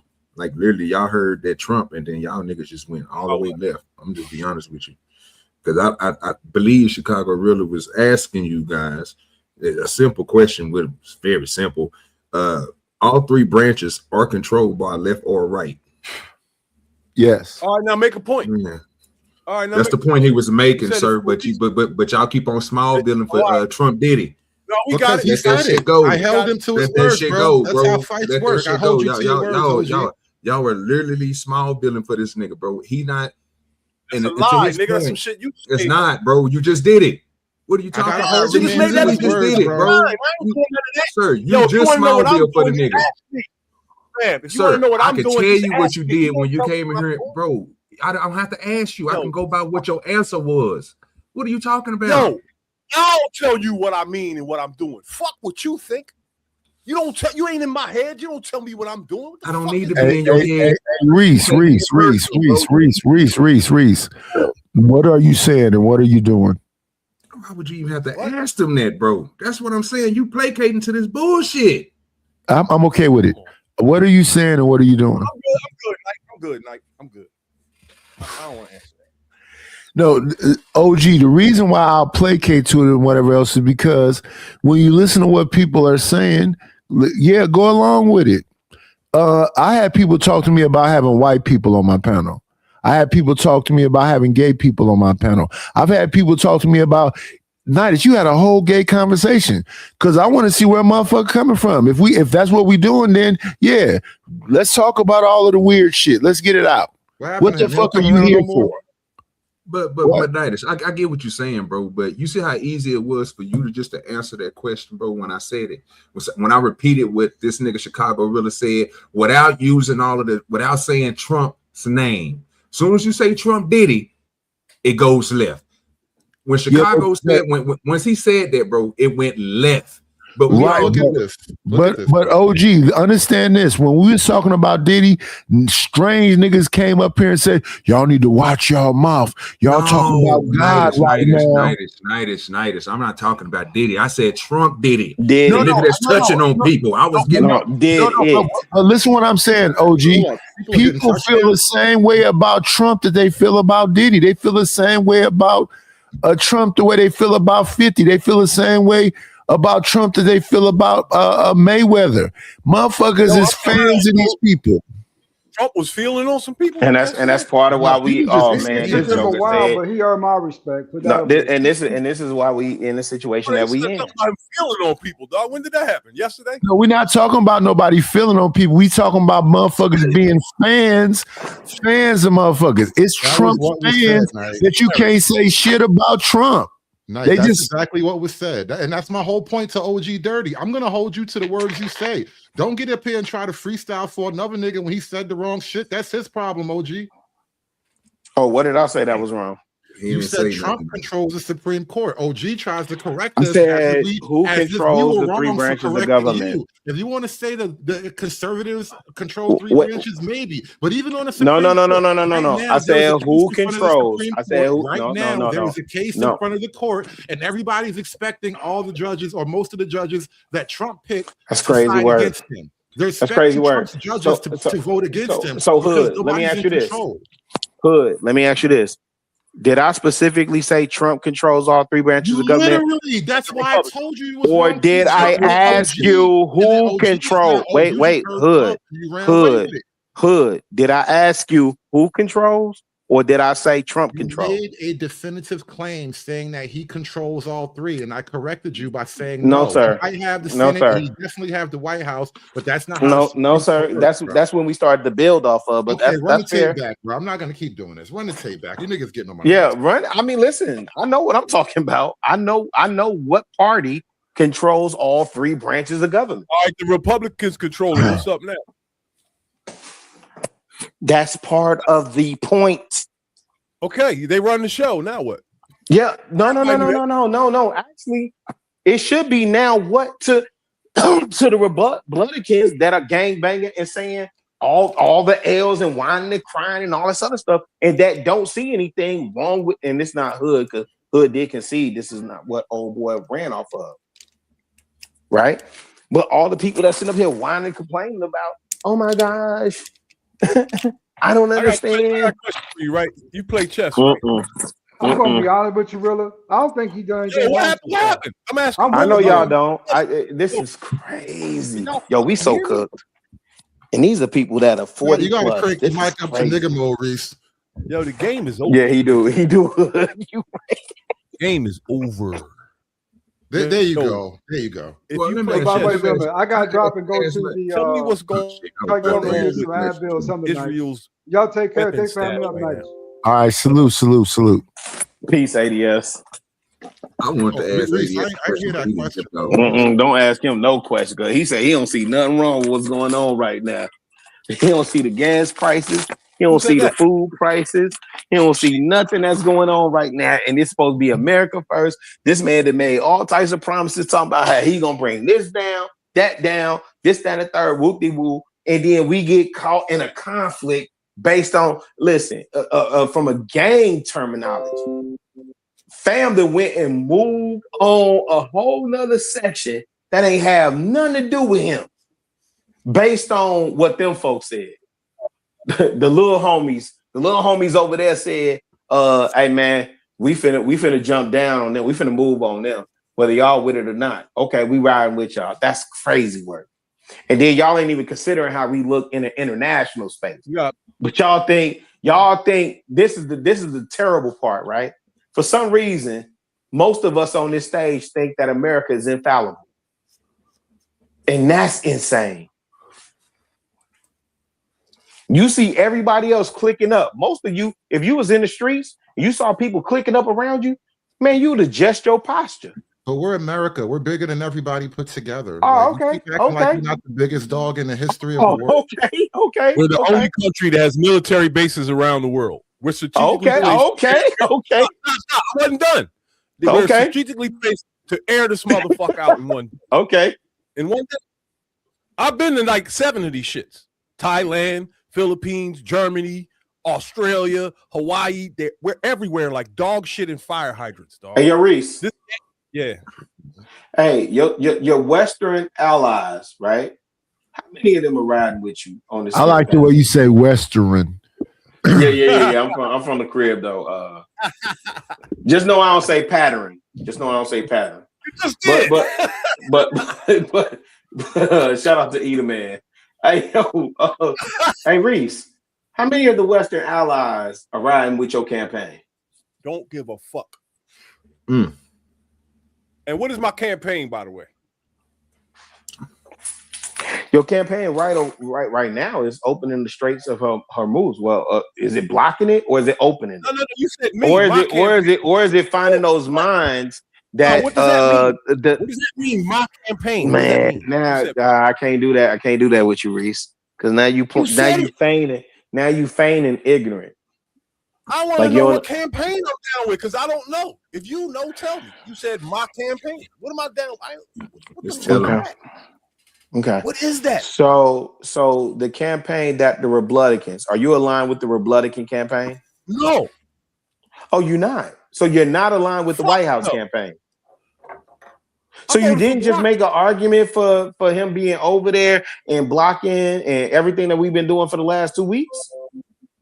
You didn't just make that argument? Wait. So that's what I'm saying, Free. I can't do that. There are 200 oil cruisers I can't do that. to America. Because now I know what I heard the niggas say, and now you finna try and convince me that I need to tell you what your campaign is. No, did you hear anything I just said? Yeah, you said you want Trump to take the world. No, that ain't what I said. I said there's 250 oil tankers on their way to America to grab our shit. The game is being flipped, dog. Pay attention and stop turning on fucking CNN. That's the biggest problem the human nigga has. That's crazy that you think I get my information from CNN. The human nigga is crazy. I like CNN Chicago. Oh, wait. So wait. So okay. Well, let's accept that as fact, right? So let's say I get my information from CNN. Where did you guys get your information from? I don't give a fuck. I don't have none. Hold on, Dirty. Hold on, Dirty. No. Hood and Reese, where did y'all get y'all information from? A faceless YouTuber who never shows his face. He just tells me. A faceless YouTuber. That's credible. Okay, cool. Faceless YouTuber. That's credible. Information okay, cool. I'm accepting that. A faceless YouTuber. I'm accepting, Hood. Reese, I'm asking you, where did you get your information from? Google. Same place y'all got. So you got yours from Google. I didn't even finish my fucking you said lie. Google. God damn. Every single lie that they told on the channel for the last 10 years. No, you got it. No, you got it. I'm just asking where did y'all get y'all information from? Since I never said where I got my information from, but I get mine from CNN. That's crazy. Yo, you niggas believe Google, dog. But y'all only believe you just said you got your information from Google. That's where everybody got their bullshit from. But y'all only believe Afro. Y'all believe the lies. Y'all believe what's the the lies truth? that are Well, help me. Listen. Y'all believe the proven lies right in front of your face, which makes y'all dumb. Y'all voted for child molesters, dog. Hey, Reese, let me ask you this. Is gas the same price in Chicago as it is in Atlanta? Is that true or no? Don't give a fuck. I know you don't. And that's the sad part, right? Because now when I ask you a direct question, now you want to skate around it. That's crazy. I'm on a bicycle and I take the bus. No, nigga, I asked you a direct question because this applies to most, I don't know, working, middle income, middle average Americans. Like, we concerned about gas prices, right? And I've spoke on this. So is the gas price in Chicago / Indiana? I'm 20 minutes from Indiana. Gas is supposed to be cheaper in Indiana than in Chicago. I drove to Atlanta. Did I find that the fucking gas price was the same in Atlanta than it was in Chicago? Got you. Watch this. That's a yes or no. 100% of y'all do. No, it ain't. It ain't the question. Oh, the gas price is not the same. What about groceries? No, you don't just answer the shit. I'm responsive.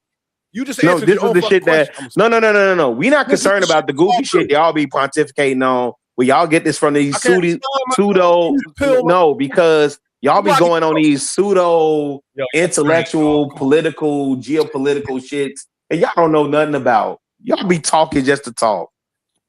Y'all really do. You niggas don't know shit about nothing. And you deal, the crazy thing is, you actually have to deal in the real world. You can't tell me shit about what's going on with you locally, but you're going to tell me about everything globally. I'm talking to you about local shit, and you're going to tell me it doesn't matter. Nigga, it should be a difference when I drive to Atlanta from Chicago, and I have to make that stop in Kentucky, in Louisville, Kentucky, right outside. Might be Elizabethtown, right outside Kentucky, and I'm filling up for the first time. I should notice a difference in the gas price.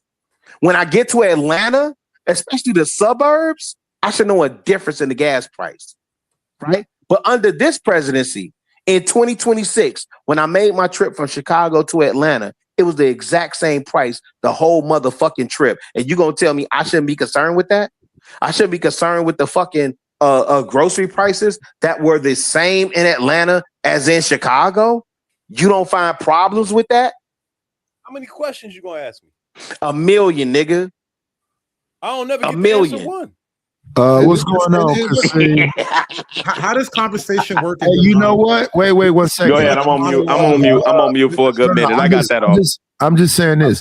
Kasim, you should come up here and be a part of this conversation, brother. So, Kasim is in the supply chain. I need his input from a supply chain level. Do I get the response? Oh, go ahead. Because Reese, I'm going on mute.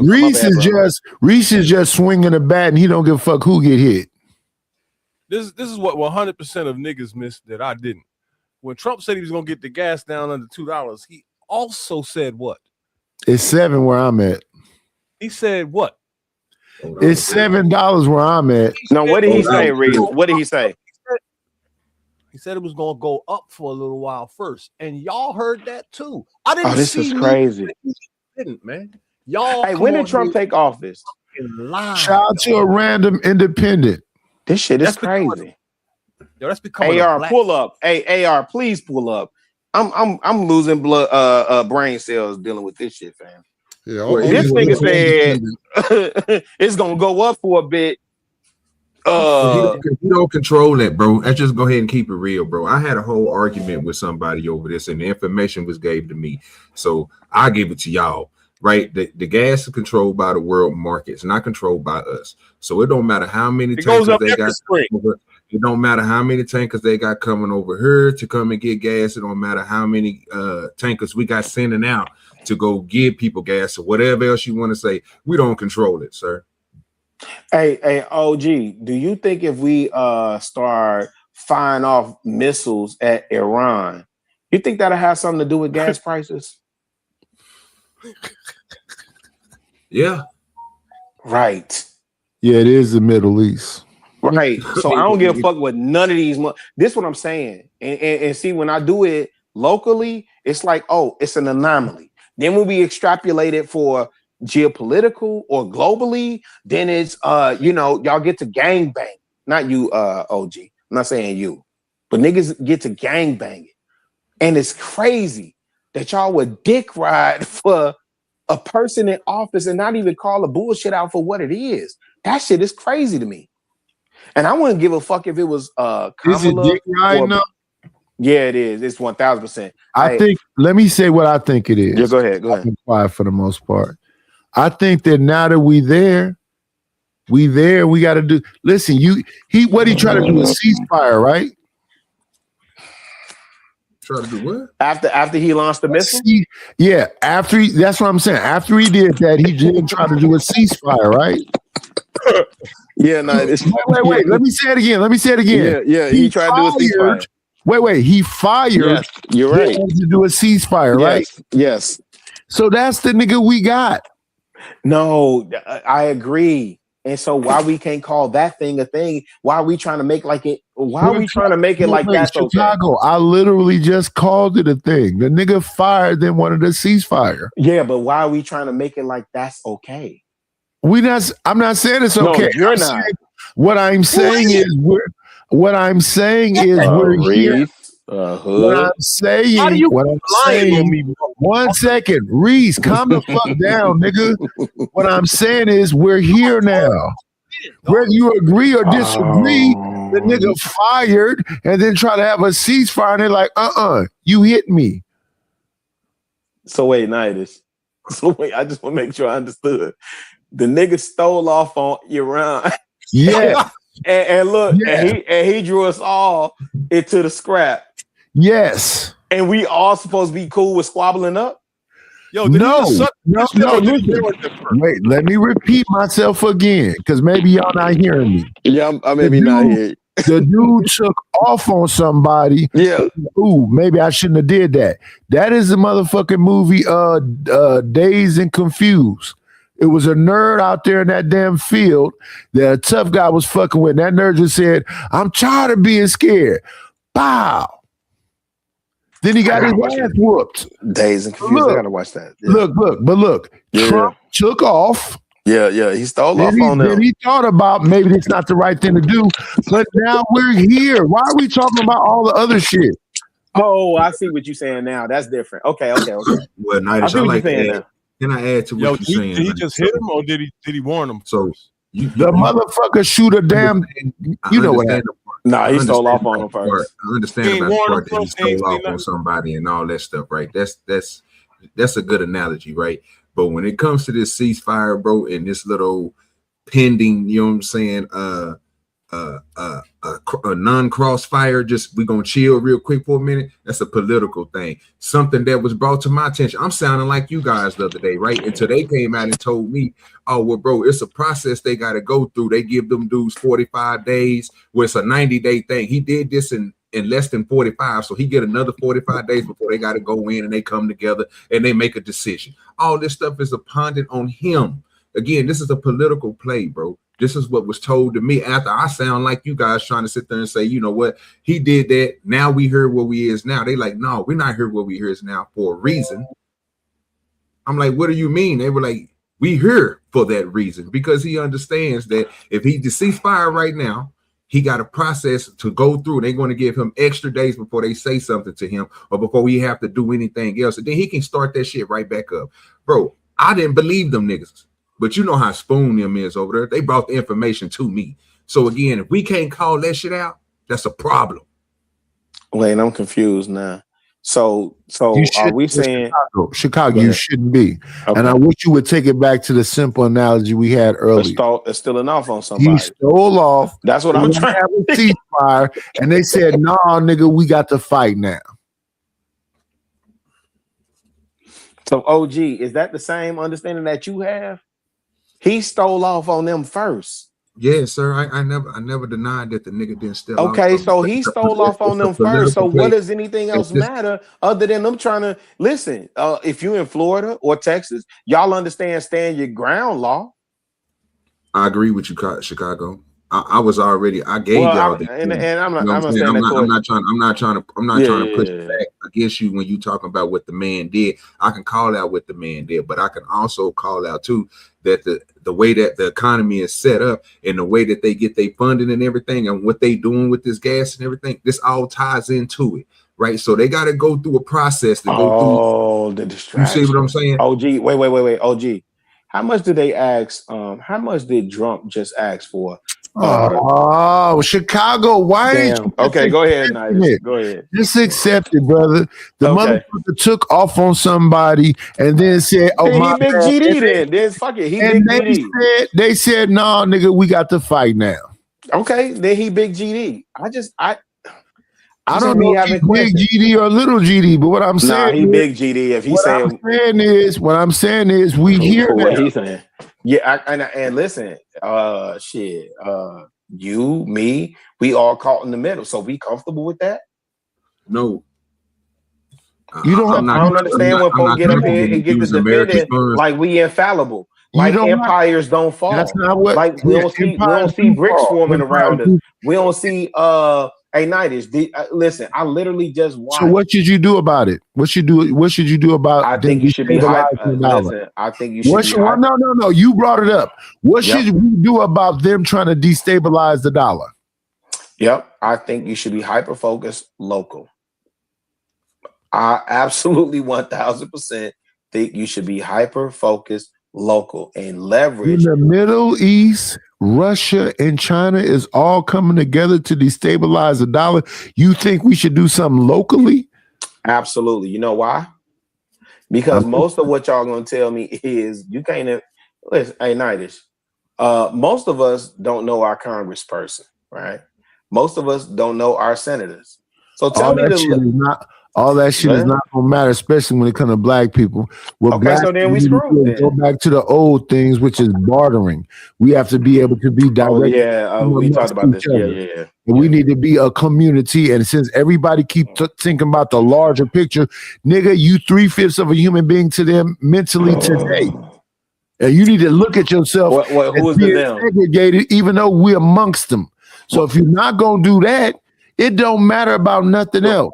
If I can't come get some rice and beans from you, if you ain't got a garden, if you ain't got a farm, if you ain't got, if we're not connected on a larger level, all that other shit is them.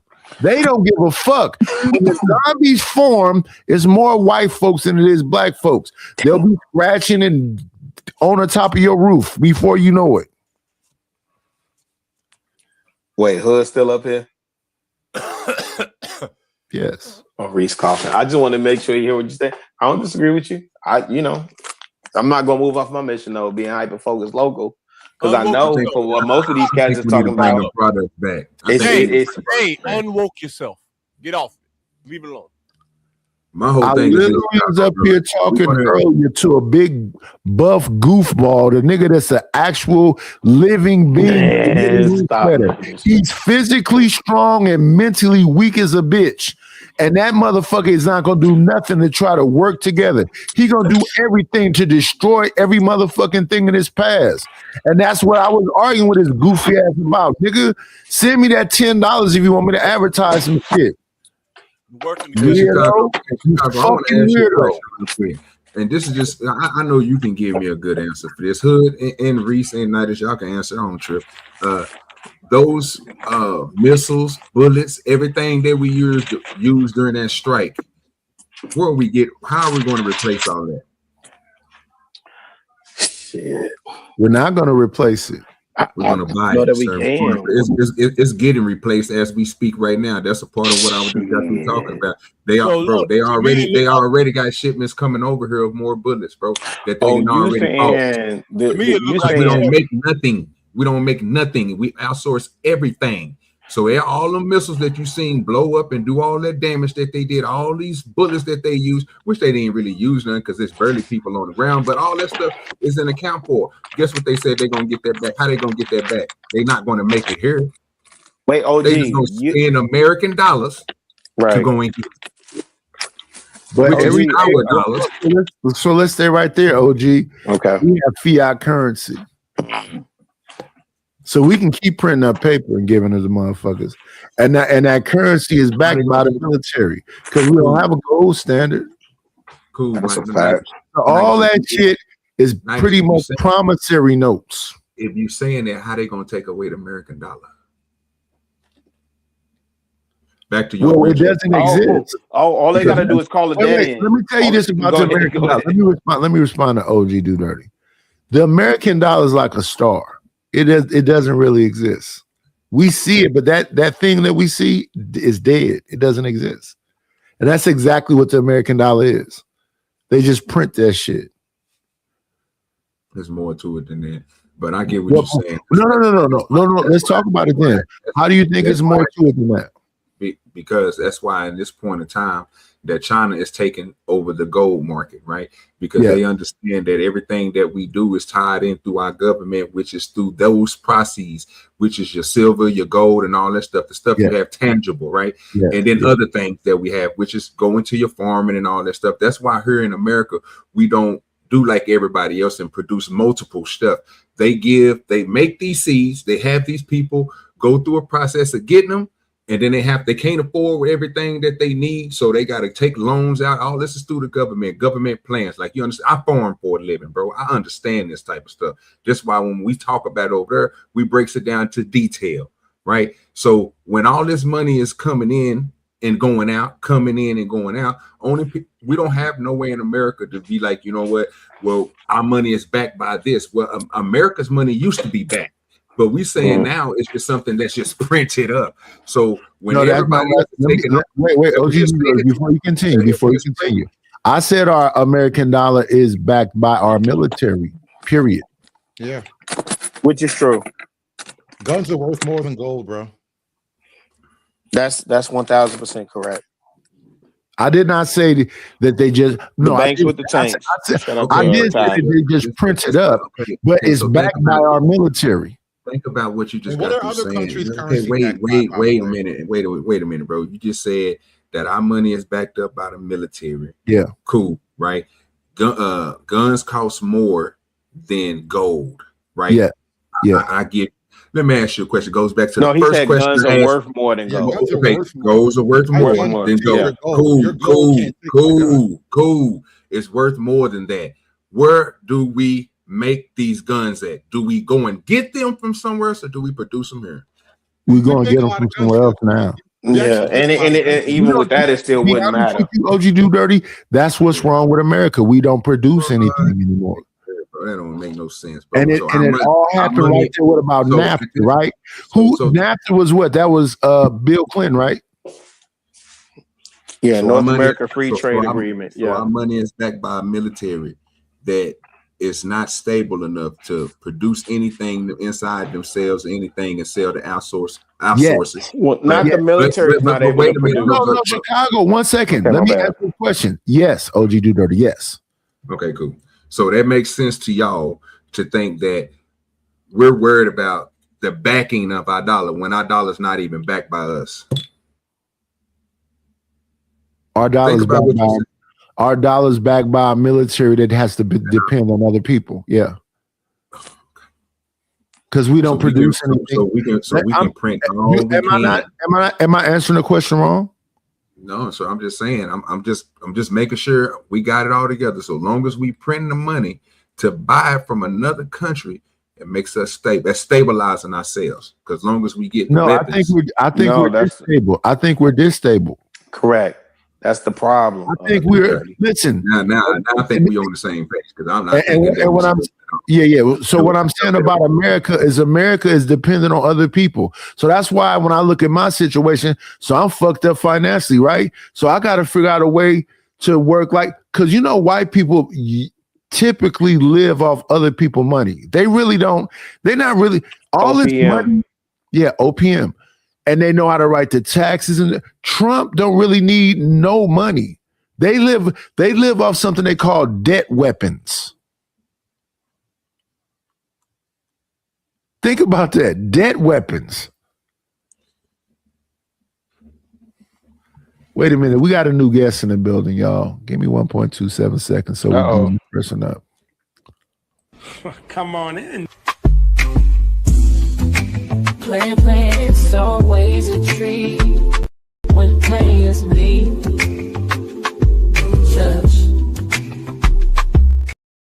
I mean, if we're gonna talk about a weapon, why not bring an AR in? What's going on, AR? Hey, I like that. Oh shit! What's up? How y'all We doing? got the young gunners in the building. Peace, family. Hope y'all doing well. Yeah. Let's talk about it. Shit.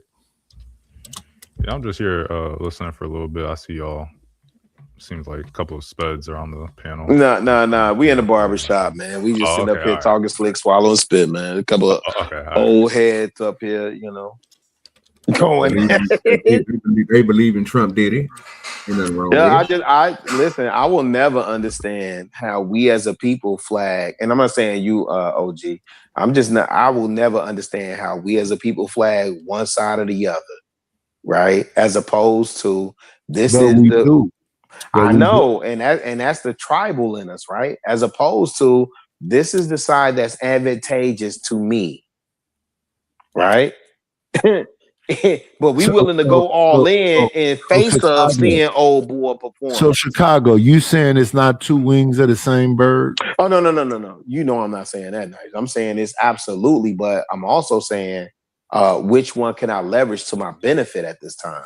But right? no, maybe neither one. But that part right? I would disagree with. Well, and you know, that's we went to really what's school, right? motivating all this. You chose And in this side school, playing to be one independent. second, Hood, 1 second. In school, we knew about debate club. When in debate club, you had to know how to argue for and against. Yes. Yep. When it comes to you know, courts, and you talk about lawyers and judges, them lawyers and judges play golf with each other. They really friends, and they really don't give a fuck about crime. They give a fuck about getting some money, and it's really like a favoritism game. Wait. You understand? At the end of the day, they don't give a fuck about who's dealing kids or none of this shit. No. But Nightish, just for the audience sake and just for the young bloods that may be listening, right? You know, whatever. I really don't want that to be missed. What you said, Chicago. When you in court, them young Chicago. I had to pay my lawyer a $15,000 retainer just to hold him. 15 sacks. 15 G's. Facts. I had a bullshit case. I had to give him another. It cost me $30,000 to come from 5 years to 28 days. And he went golfing with the judge on that case and the prosecutor. And spread that little couple. I'm gonna give with the prosecutor. And I'm gonna get a prosecutor 10 G's. Correct. That's all I wanted to say. I want the young bloods to understand. We don't give a fuck about this waterhead ass nigga that just done this dumb shit. He got 30 G's to give y'all. And that's when I said fuck crime. That was when I was 22. That's 34 years ago. I don't want to sell no dope. I don't want a bitch to sell no pussy. I don't want to have nothing to do with crime. Y'all got it.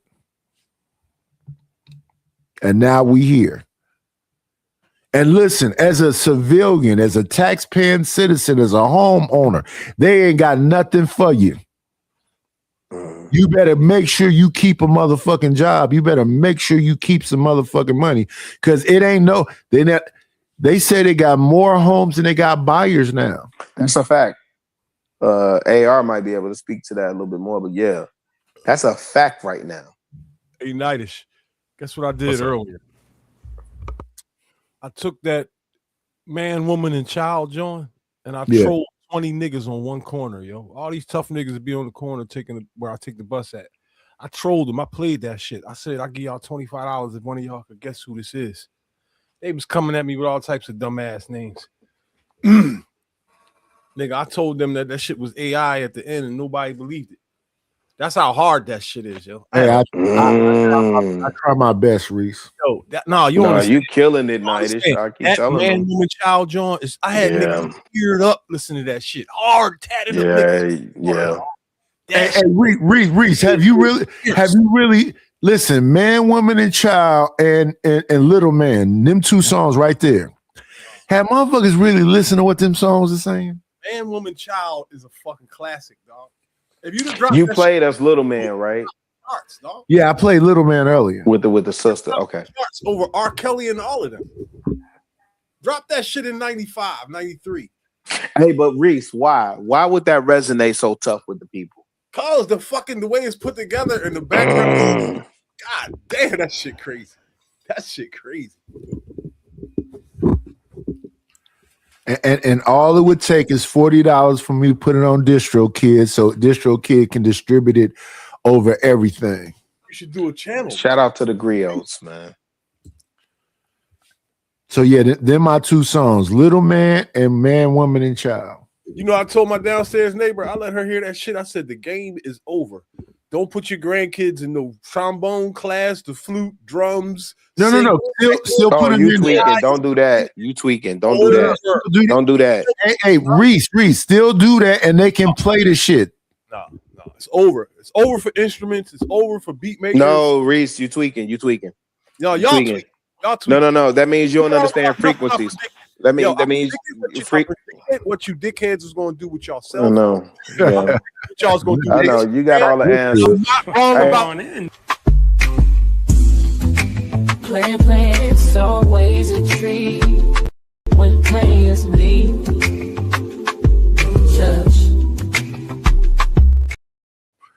Shout out to Coach Ferg. What's going on, Coach? Oh, here we go. Now it's finna get live. Get ready, y'all. AI is. Wait, is AR still up here? Yeah, we right there. ADS left. Low ADS left and hood conservative left. Ah, man. It was about to get live. What's up, fellas? What's up, man? Man. What's Hey, going on? peace to all the Christopher Williams niggas in the building. Just listening to you old niggas.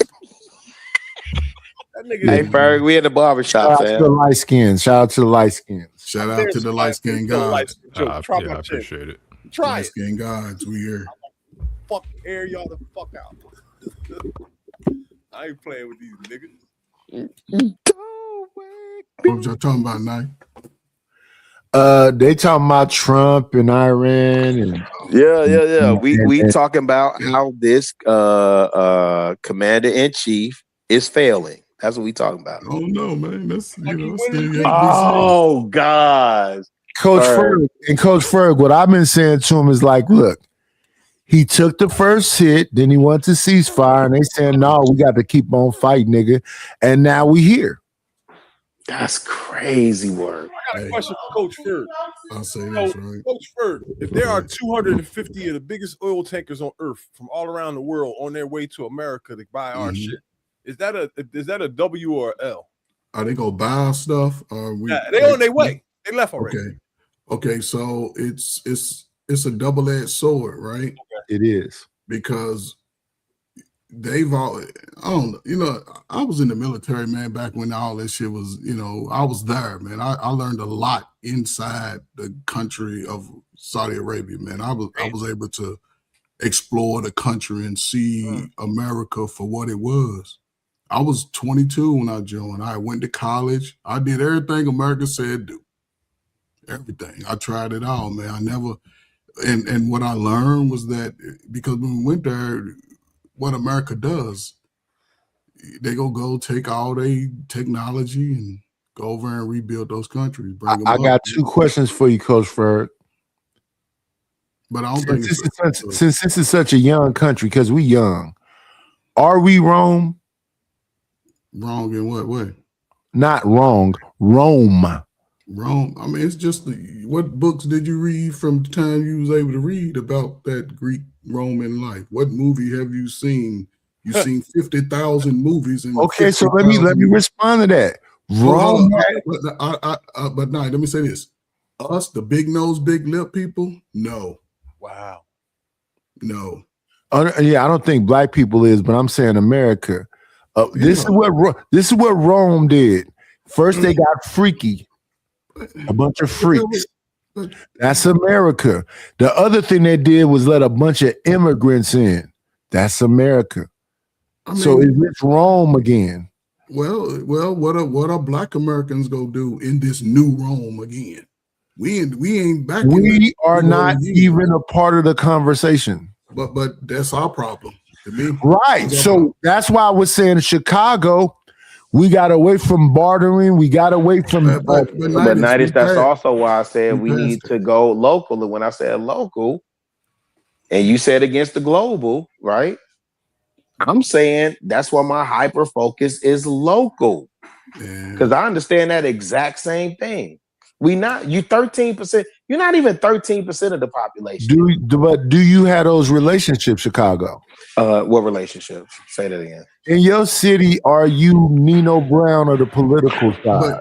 No, I'm not Nino Brown, but I'm absolutely tapped in on the political side and on the community side. But that's just me, and I'm trying to expand that.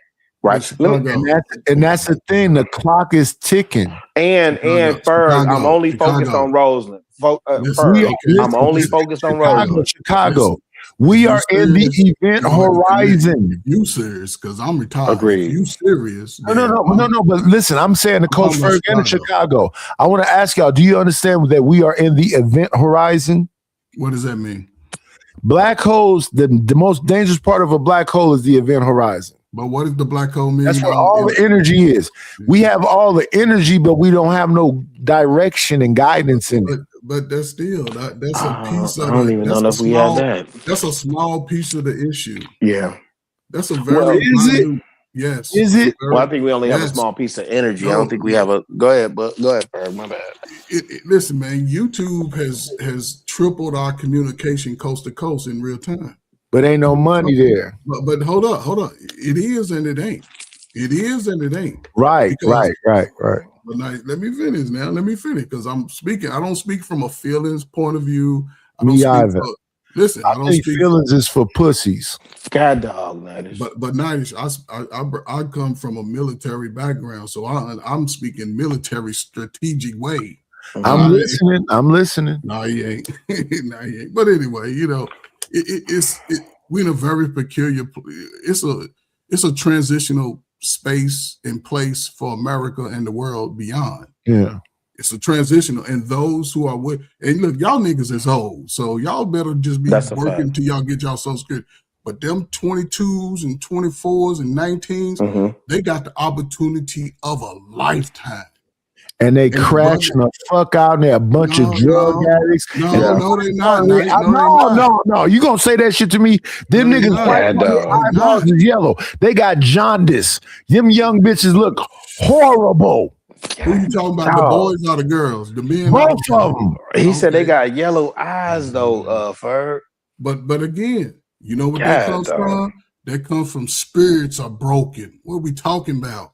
It ain't come from you try to put them up as if they're the tomorrows. It would be wonderful if they could embrace it and accept it, but they don't even accept it. Good Zanny taking motherfuckers, good taking motherfuckers, good perky taking motherfuckers, good lean drinking motherfuckers. I love the babies, but the babies is out of their fucking mind.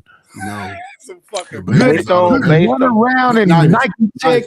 These niggas is committing crimes on camera. Listen. I want you to listen to me. I'm talking to you because I respect you as a man, right? Yes, sir. If I had to compartmentalize, I'm going with them young 18 and unders. I'm not going with you old, can't lift a backpack. Oh, shit. I don't know about that, Ferg. I'm telling you because guess what? It's about leading them to be fearless, about leading them. Oh, you saying that's where you would invest your energy? I agree with that. Yes, sir. I'm with you there. Yeah, I wouldn't. Man, it's Chicago. Hey, listen. No, I'm with you 100%. Let me say this. Wait, millions of dollars out there, Chicago. Let me say this, Coach Ferg. If you can conquer the hearts and minds of them young people, I think you Gen X, right? I can. Ferg Gen X. No, I'm asking a question. He is Gen X. So we the last of a dying breed. We kind of are. Listen. I'm saying, Ferg. I'm saying from our granddaddies. You know why, Chicago? We the last of our granddaddies. Chicago, you know why? Because we don't pass. I agree. You ain't gonna have no disagreement from me. I agree with you. Gen X are the most selfish and the most talented and the most creative. Coach Ferg, but Coach Ferg, we got really baby mama. No, Coach Ferg, we really do be trying to pass this information down. Yes. And I tell you some shit about an old head. We don't listen to old heads, right? Yeah. Remember, our granddads didn't do that like that. Motherfuckers are not us. I drunk out of a fucking water hose. I said didn't have no motherfucking seatbelt. We drank out the fire hydrant. What you talking about? All of the shit that was supposed to kill me didn't kill me. Chicago. Facts. Hold up. All of our parents made sure you did that shit regardless of how you felt. Oh, that's a fact. Yeah. Hold on, Chicago. Yeah. Gen X. Hold up. Because when Gen X, I'm right in the thick of it. No, you're right. We started taking into account y'all feelings. niggas is young to me. I didn't go to school with y'all. I was already out of school when y'all was coming into high school. Coach Ferg, you're not that old. Cut it out. I'm 4 years older than you, Knight. That's all, though. Just 4. I wouldn't have played ball with you. You was too little. I wouldn't have talked to you unless somebody was beating you up. No, you definitely my uncle. Let me say this. Hey, Ferg, you my uncle. Let me say this. Respect. I didn't get beat up all that often. Okay. I'm not saying. Hold on, Knight. Listen. You was out in Cali, so they scared you straight a long time ago, bro. Stop it. I never scared. We ain't never scared. We ain't never scared. What do you mean? Listen, here's what I'm saying, right? Listen, I walked everywhere. I had to walk right into the midst of death. It wasn't. I didn't have a car. Didn't my daddy? Listen, when motherfuckers was jumping me, my daddy said, "You gonna take your ass to school tomorrow." That's the fact. You got to fight them niggas till they stop fighting you. That was what I was told. Scared of niggas. I ain't talking about scared of black boys. You live in the hood. You better fight your way through it. I ain't talking about that. I'm talking about on the system. When the white man came to you and said, "Nigga, what you gonna do?" Choose. I never saw the system. Because you said, "No, I'm gonna do the right thing." What we talking about? No, I didn't. I did not do the right thing for a long time. Okay, but you did enough to not get. I will say they're different out in Oakland. I ain't gonna hold you now. Come on, Chicago, man. They a little bit different out in Oakland, but I would say I would agree with you for the most part. Hey, Chicago, we fucking militant. Yeah, because they got the blood of the Black Panthers. Wait, that's the only reason why I say that. Islam, Black Panther, Yeah, that's the only reason why I say that. It wasn't everybody. What are we talking about? No. But I'm saying, yeah. Chicago, you in one of the deadliest cities in America. You got shit. I don't know. Your grandmama doing it, man. Come on, man. I don't know if we deadliest, but go ahead. Yeah. Hold on, man. I'm from the crib. Go ahead. The top 3 every year. It's Let's say Louis Jackson. Go ahead, Ferg. Cook it. Chicago. And we're not even talking about that. That's some local shit. We're talking about geopolitical. Trump went over there fucking with Iran and then want to have a ceasefire. Now, I will say this: if Ferg is saying that, it's way too many cats in Chicago that wouldn't jump down with that real campaign, like I get you. Yeah, we passed the neighborhood stuff. That's what I'm. Saying? We've been talking about neighborhood shit for 50 years. Yeah, we over that. Yeah. I'm past that. Are we? I'm looking. In the sense of what Ferg's finna go into, yes, but for me, I wish he get to it. He going all around the motherfucking Go ahead, sir. The mic is yours. But it still come back to the elders, the mature men of the community, putting their feet in the ground, and because it's always that people don't listen, man. I spend a lot of time with young. I'm talking about the worst of type of black man that society ever said that he gonna be. All of it. Chicago, I'm telling you, and if we ever get a chance to get out, no, you right. You right. No, I'm saying, listen, I don't. When it comes to how young people are and all that, I don't listen to nobody. Yeah, because you was in the field, you was on the west side with them, and the south side. Yeah, I know. But what I'm saying is the energy that they have. If it's a unique. You got to redirect it. Yeah. But you got to relate to it, but you don't empathize with it. It's always solution. It's always, okay, this is a piece of your puzzle. If this happened, these are all, I'm going to show you all the technical ways. You're going to let them you're going to pull up the paperwork, but they read it all. So as they read it, they understand it. Very easy. Now, this is the way you can handle it legally. This is the way you handle it emotionally. This is the way you handle it physically. Break all of those components down. And when they start seeing like, okay, this is just a mistake, so let me move forward. Man, you see their grades improve, man. They get stronger. They get more confident. The women get more, they want to, man, it's easy, man. It ain't that difficult, but when you're looking at it from the outside, it seems like, damn, these young, because think about Chicago, right now, most old people, regardless of what age, we don't trust each other. So the young folk don't know how to trust each other. We don't. Yeah, listen, I literally was just at an event. I posted where I was at on my IG, and one of the young bloods, man, I see this cat everywhere where there's like something artistic. And we just had Art Expo in Chicago here, and they had one in New York. But my question to him was, because he's 31, and I asked him, like, yo, why am I not seeing your age group out here? In droves. Why am I seeing these young bloods? And he said it was a missed opportunity. He said, I've been going to Art Expo. And the thing of it is, we dismiss some of these kids' talents. Everybody not finna play football. Everybody not finna play basketball. Some of these kids are great with words, and we should be steering them towards poetry and English and all those other things. Some of them are great visual artists. That's why you got graffiti. Right, that's where you get the Basquiat's from. But Chicago, that's what I'm saying. a lot of people are not willing to put in that little time to let them know that. Hey, let me say this right quick. Somebody said it about shout out to you, Deucey. Make sure you hit that damn Cash App though before you leave. Nigga. That's a fact.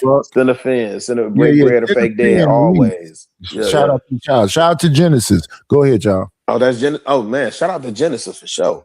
This what I'm saying. She a cougar. She fucking them young boys. Oh man, hey, shout out to Genesis, man. She 313 1000%. And look, and just so y'all know, Genesis is a young Gen X, man. What we talking shout about? out to Gen. I ain't saying nothing other than shout out to Genesis. 50s. Shout out to I ain't saying nothing other than shout out. Let me say this too. Genesis, you are not a cougar. Oh my God. You're cougars. You're a jaguar. Oh my gosh. I gotta get over this cold, man. My point, Ferg, is the same way I look at my kids when I saw one of my sons and he wanted to be a young Spike Lee. Hey, because of the connection that I have in Atlanta, I can put you on to this, that, and the third with the woo. My other son, he wanted to do comics. Okay, cool. We'll get your first one published. This, that, and the third. This how we do it. All that shit. Yeah, but you gotta these kids. That's one part of it, but the biggest part of that when you come to that is about marketing. Well, even if whether it succeeds or don't succeed, and not be dependent on other people. So you got to learn how to market. Marketing might be bigger than the writing.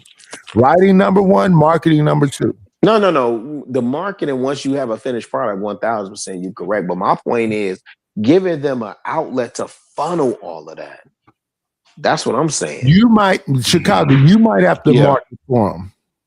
He don't have to. If they young, it's all he got to do is introduce. And that should have just sit there. No. Yeah, but the programs don't even exist for them, Nightish. But they've taken all of that out of the schools first. How many band programs are here now that they've taken out of the schools that you can't even send these kids to a HBCU now with a band program? You can. You can. No, these schools don't have band programs. You know why? You know why a lot of inner city schools don't have all that opportunity? Because a lot of people don't own homes in their neighborhoods. They rent. Well, and when you rent, you don't have collective bargaining. You reverse engineering it, yeah. That's why they can do that, because they're taking away funding from almost every school in America. That is one. But here's the thing, now. All of us had that shit. So your uncles and all that know how to teach you some wood shop. Yes. Know how to teach you some metal shop. Know how to teach you some mechanic shit. You just have to be willing to listen to your crackhead uncle. That nigga's MacGyver. Let me see 1 second. He wasn't a crackhead. Well, I'm just saying I'm being a little, I'm doing a little extra. It is what it is. I'm just saying maybe that nigga might have been. Shout out.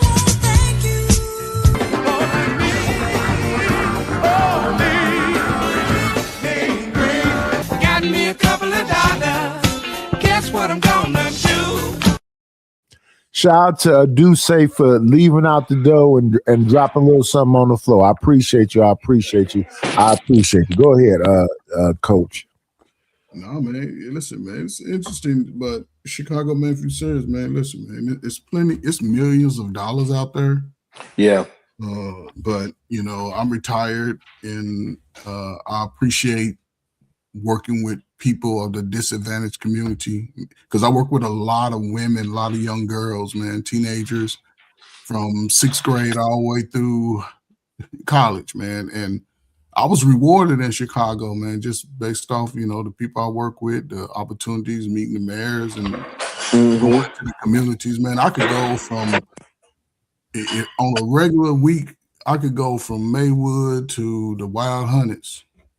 Calumet City, dog. They're scrutinizing all those CVI programs right now, because they're scrutinizing a lot of them right now. So I try and stay in a position of at least to give them visibility and support personally. See, that's where they lose at, because they don't galvanize in those moments. They all see right now. That's why I'm saying nobody within our community from top to bottom, no matter what age you are, nobody is in community. Nobody. Exactly. And that's the part I fight with Nightish on all the time. But no, you don't. All I'm saying to you is that these niggas love being individualistic. I agree with you. But it makes I just don't want to accept it. I wish they understood exactly what Coach is saying right now. What you saying. They don't understand it. But they do though. That's what I'm saying. It's a mix. Then why aren't they acting? No, they don't. They don't understand that, Coach. If you ain't come home from school and got whooped by your teacher, let me say, and the neighbor on the block and your parents, you don't understand that. One second. Let me say this. A bunch of niggas is out here concerned about what another nigga think about them. Because somebody said this, you a step stupid. No, nigga, if you a man and you decide to take on this woman and her children, you as a man supposed to give her your all, and she's supposed to give you her all. If you decide to be a bitch and be concerned about what another nigga think about you, you's a bitch. That's what I was arguing about earlier. I was saying this to Savage earlier. Nigga, we not gonna work together. You want to come up here and talk about what you can do better? Nobody sees you or hear you. And the reason nobody sees you or hear you is because you rather fight with your people than work with them. I'd rather work with my people than fight with them. See the difference? I'm willing to work with them. Somebody said, you scared of young. Nigga, I'm around young people all the damn time. One of them tried to check me one day. He said, oh, gee, where I know you from? Why you talking to me? I said, Oh, I didn't know that was you. But I had to stop him for a minute and say, what difference does that make? I do know you, but what difference does that make? I'm just an old nigga. Why did you stick your chest out and do all of this shit? Oh, I didn't know that was. No, I'm not saying. I know you know me, but I'm not saying that. I'm saying, but why would you fuck with a random old nigga for no reason at all? Why did you do that? All OG, all OG, all OG, all OG. No, not all OG. The motherfucking old man is just in the store trying to buy his beer or whatever else. And what was you finna do if you didn't know me? That's some trauma. That's some weird shit. And respectfully, it's because we live in a community where they say it's not a gender war, but it is. If she don't got no respect for you, she taught her babies not to have no respect for you. So that's why these niggas is out here knocking motherfuckers down. Yeah, but y'all said something earlier that y'all seem to dismiss, though, right? I think both of y'all dismissed the fact that that's the importance. Like you talk about your father, you know, Chicago really talk about his grandmama. That, you know what I'm saying, that father, big brother, you know, the people that sort of gave you that encouragement. That's what a lot of young dudes don't have. I would say the last 35, 40 years. So men are missing. But the father's missing. No one can do it greater than a father. Right. But the men have gotten, what I listen to most of the time on here is men talking about why to not be men. You can't be no step stupid. Why the fuck is you a coach? Why the fuck are you a mentor? They literally are saying that. How were most men raised over the last 45 years? By their mama. So so when they developed into a man, a lot of that frustration comes out about what mama did, sister did, family did. Coach Ferg, that's why Savage was up here yelling earlier. Yeah, all that emotional shit he was doing. I said that's that Willie Lynch shit. He's big and buff and mentally weak. What the fuck are you arguing with me about? Yeah, take the mind, keep the body. That's old. Take the mind, keep the body. And a lot of people here that they mind taking so long, they just come into their mind. And if they still trying to relive 20 years ago in their mind, they're going to be 20 years behind economy. And that's the thing he didn't understand. I'm saying, Savage, when I was in my 20s, I used to fight all the fucking time. Why? Why did you fight in your 20s? Because I was lost and confused. Okay. Yeah, there you go, right there. Now, as an adult, I don't do them childish things no more. Nigga, you up here saying a bunch of childish shit. What the fuck are we fighting about? Oh, when I was an infant, or when I was a child, spoke as a child, talked as a child. When I came in, man, yeah. Childish things. Most people don't believe that word, none of that word anyway. So it is. But it's the truth. That's the crazy thing. Listen. When I before the age of 25, when I look back at it, I was a fucking moron. Dumb as shit. Nice. So now the adult me, all I'm trying to do is find ways to make money legally and responsibly. And then if I get to a point where I make enough money, be able to pour that shit into the community. This is a relay race. I'm just a person holding a motherfucking baton. That's crazy analogy. That's perfect too. It ain't a relay race to me. This is a marathon. I'm walking now. I ain't running nowhere. Yeah, but you still gotta. Well, I'm walking. Yeah, but the marathon signifies that you are. I'm in it for the long haul. For me, but the relay says you handing off. I done already ran my relays. You expect I done retired from those relay events. It's you working class gotta run the relay. Yeah, those for me, yeah. Shit. And everybody. Well, see, so you had a good start. You was in the. How did I have a good start? Hold up. How did I have a good start? Maybe you had a father. I had two parents. I had a mother, father, 5 sisters, and a brother. The majority of us don't. But again, that's not and you true. know, this is what y'all do. Y'all say that shit right there, That's and not that's like true. 70% of kids is not born a single parent. What's not you talking about a stat that came about when we were young. What are we talking about? Right. So the majority of our lives was the single mom raising kids, right? With no dad around, right? It was young people having too much sex in that time. Like I said, but why did they do that? But hold up, because again, it was already set up where the fathers was not in the house. No, they did that because there was no authority around. Right. And who's the authority in the house? The father. Exactly. But the big brother, but there was a time when you're saying that you had a father. And listen, I had friends that had fathers. Right. So y'all are an anomaly. You should be ahead. It's not an anomaly. No, but listen, you should be ahead if you have that. Hold up. What does it mean I should be ahead? I could have been old crash out trying to prove myself to some niggas in the street. Is that normal in a 2-parent home? Technically, no, it's not. Exactly. That's the only point I'm making. But I knew a whole lot of single parent brothers and sisters that grew up and did great things and still doing it and retired in their 50s. Is that the best situation? Yeah, if you can retire in your single parent home is the best situation. Technically, it's not, but if that's what it is, you make the best. But those people are an anomaly. Oh, it's because the parents, even the mothers, regardless, they focus. You on double talking now, Coach Ferg. How am I double talking? Did you? It's not the best situation to come in. Technically, it's not. If you go about it, to come up in the community with just a mom, yes. They don't have no. And see, that's the other thing. It's not just not having a dad. It's also not having community. This is what I be arguing with Chicago about all the time. You had the village. If you didn't have a dad and home, you at least had the village. That's when we were babies up.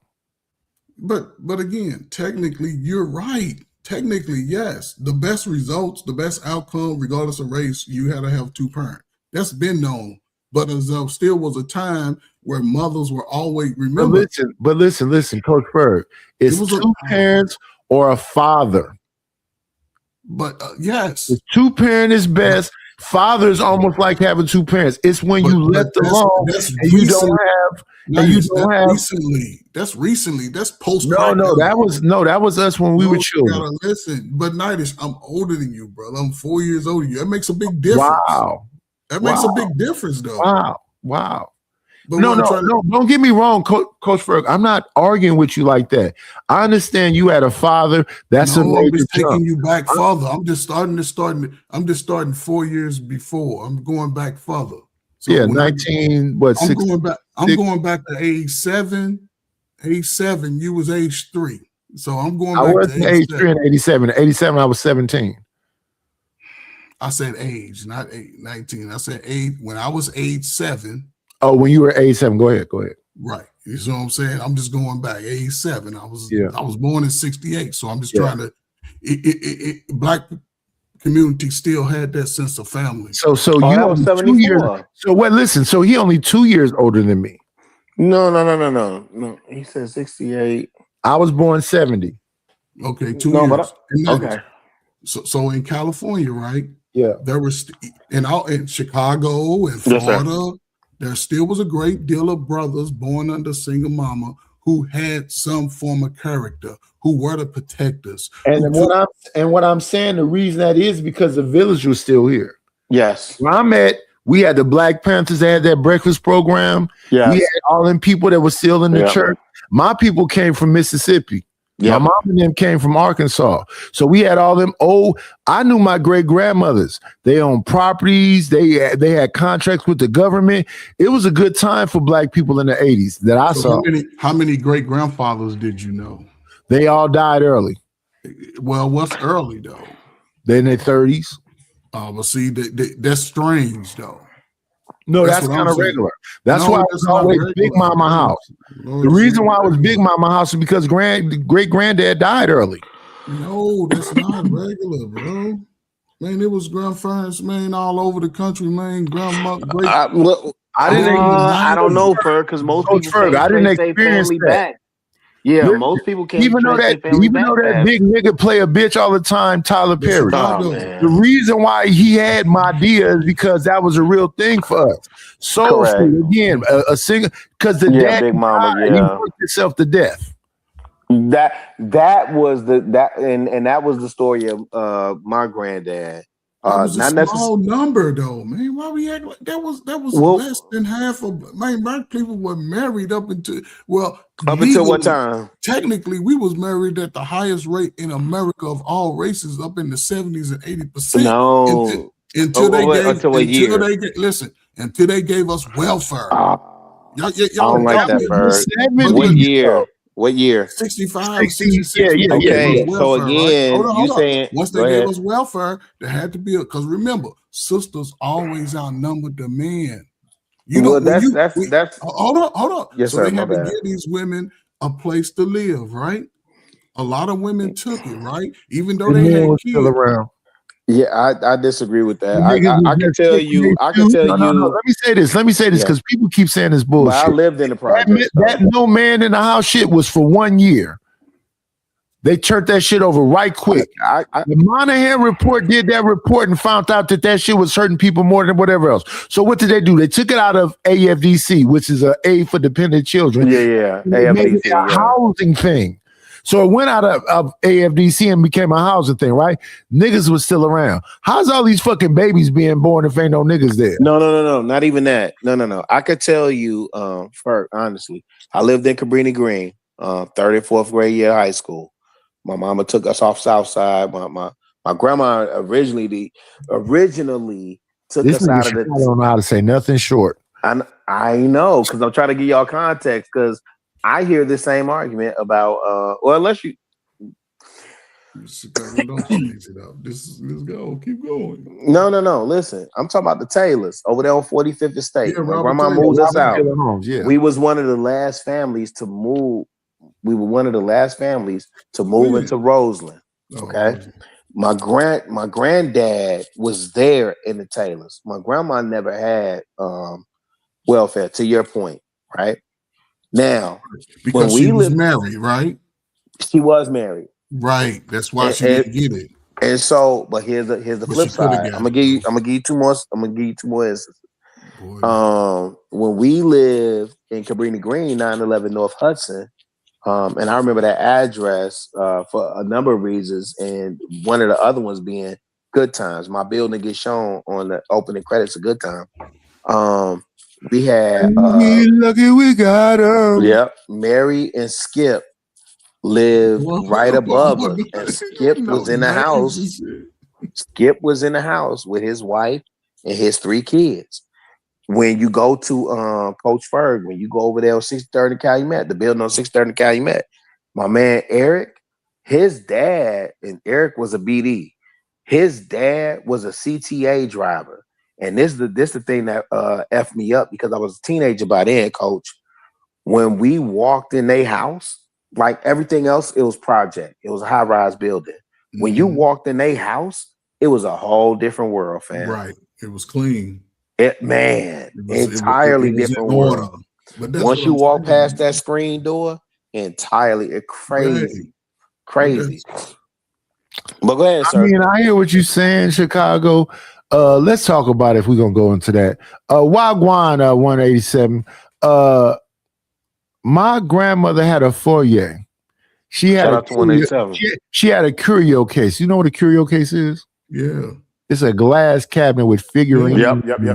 China and I'm on the hunt for one right now. Yep. She had a fucking jewelry box. When you open it, a little ballerina came and spent around and made that. Yes, sir. Yes, sir.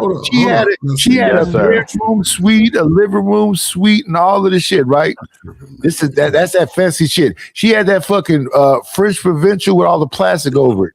You couldn't sit in the living room. She had them runners all through the house because you couldn't walk on this motherfucking. I understand all of that, right? The thing is this though, we end up all being in that house 11 deep. My grandmother, my uncle, his wife, his kids, my mother, and me and my 2 brothers. 8 deep in a 1 bedroom. Okay. But she had the foyer. We slept in the damn living room. She slept in the dining room. She gave her son the main room. And then we built an addition on the back of that. We should still supposed to be doing that. They like to say Mexicans will be 8 deep, 9 deep. Yeah, we should be still doing that. But we hate each other so much, we can't even be around each other. So, Nighties, do you think this is the cause or the effect? Effect. Effect of what? Of that shit you was talking about earlier. Yeah, it was one major incident that really set us.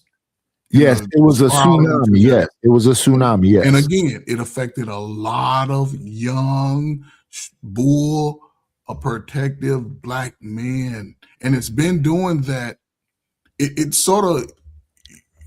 But the only thing I'm saying to you, Coach Ferg, is now we understand what the problem is. Now what's the problem? But the problem is people still speak. Are we supposed to hate our sisters? Let's just get to it. Are we supposed to hate our sisters? Are we supposed to hate our children? But hold up. But Nighties, you heard this in a song 30-some years ago. Y'all heard this in a song when it was all coming. We've been raised of babies that hate the ladies. They ignored the song though. But quote that whole thing because I quote that all the time. Yeah. But that's what I'm saying. Because Tupac was placing the blame on the men. Song. Yeah, he was placing. And then the thing about Tupac was a motherfucking an enigma. He fell up under the diaspora. He was under Mutulu Shakur. No. The whole system from America been feminist even before that time. So he was an enigma. Wait. You think because he didn't say nothing about Mutulu Shakur and rhymes that he wasn't under the guidance of Mutulu? What I'm saying is this: because they trying to say he was a mother-raised man. Angry with me right now when I say no. Go ahead. That man was super effeminate. He was raised under. That's the whole sort of image. Well, in his what do they call it? Formative years. I wouldn't disagree with that. But here's the thing: in his formative year, forget his formative years. The first Tupac we heard on Tupacalypse Now, when he made Brenda's Got a Baby, when my homies call and all that shit. All that shit was very effeminate. Now you got to go to All Around the World Fame Song. To prison, and when he came from prison after doing that movie, then it came out. No, Nightish, no. Yeah, we're not gonna disrespect Pac. Yeah, I can't let you get that one off. You want to talk about it's now? A fact. It didn't feel like it's disrespectful. Are you gonna monologue? Are you gonna also talk about Trapped?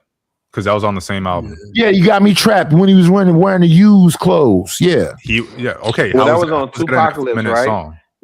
So you got to look at Violent. You got to look at Soldier Story. But listen, when he said, "I'm so tired for all this time talking about his daddy didn't die. His daddy's alive."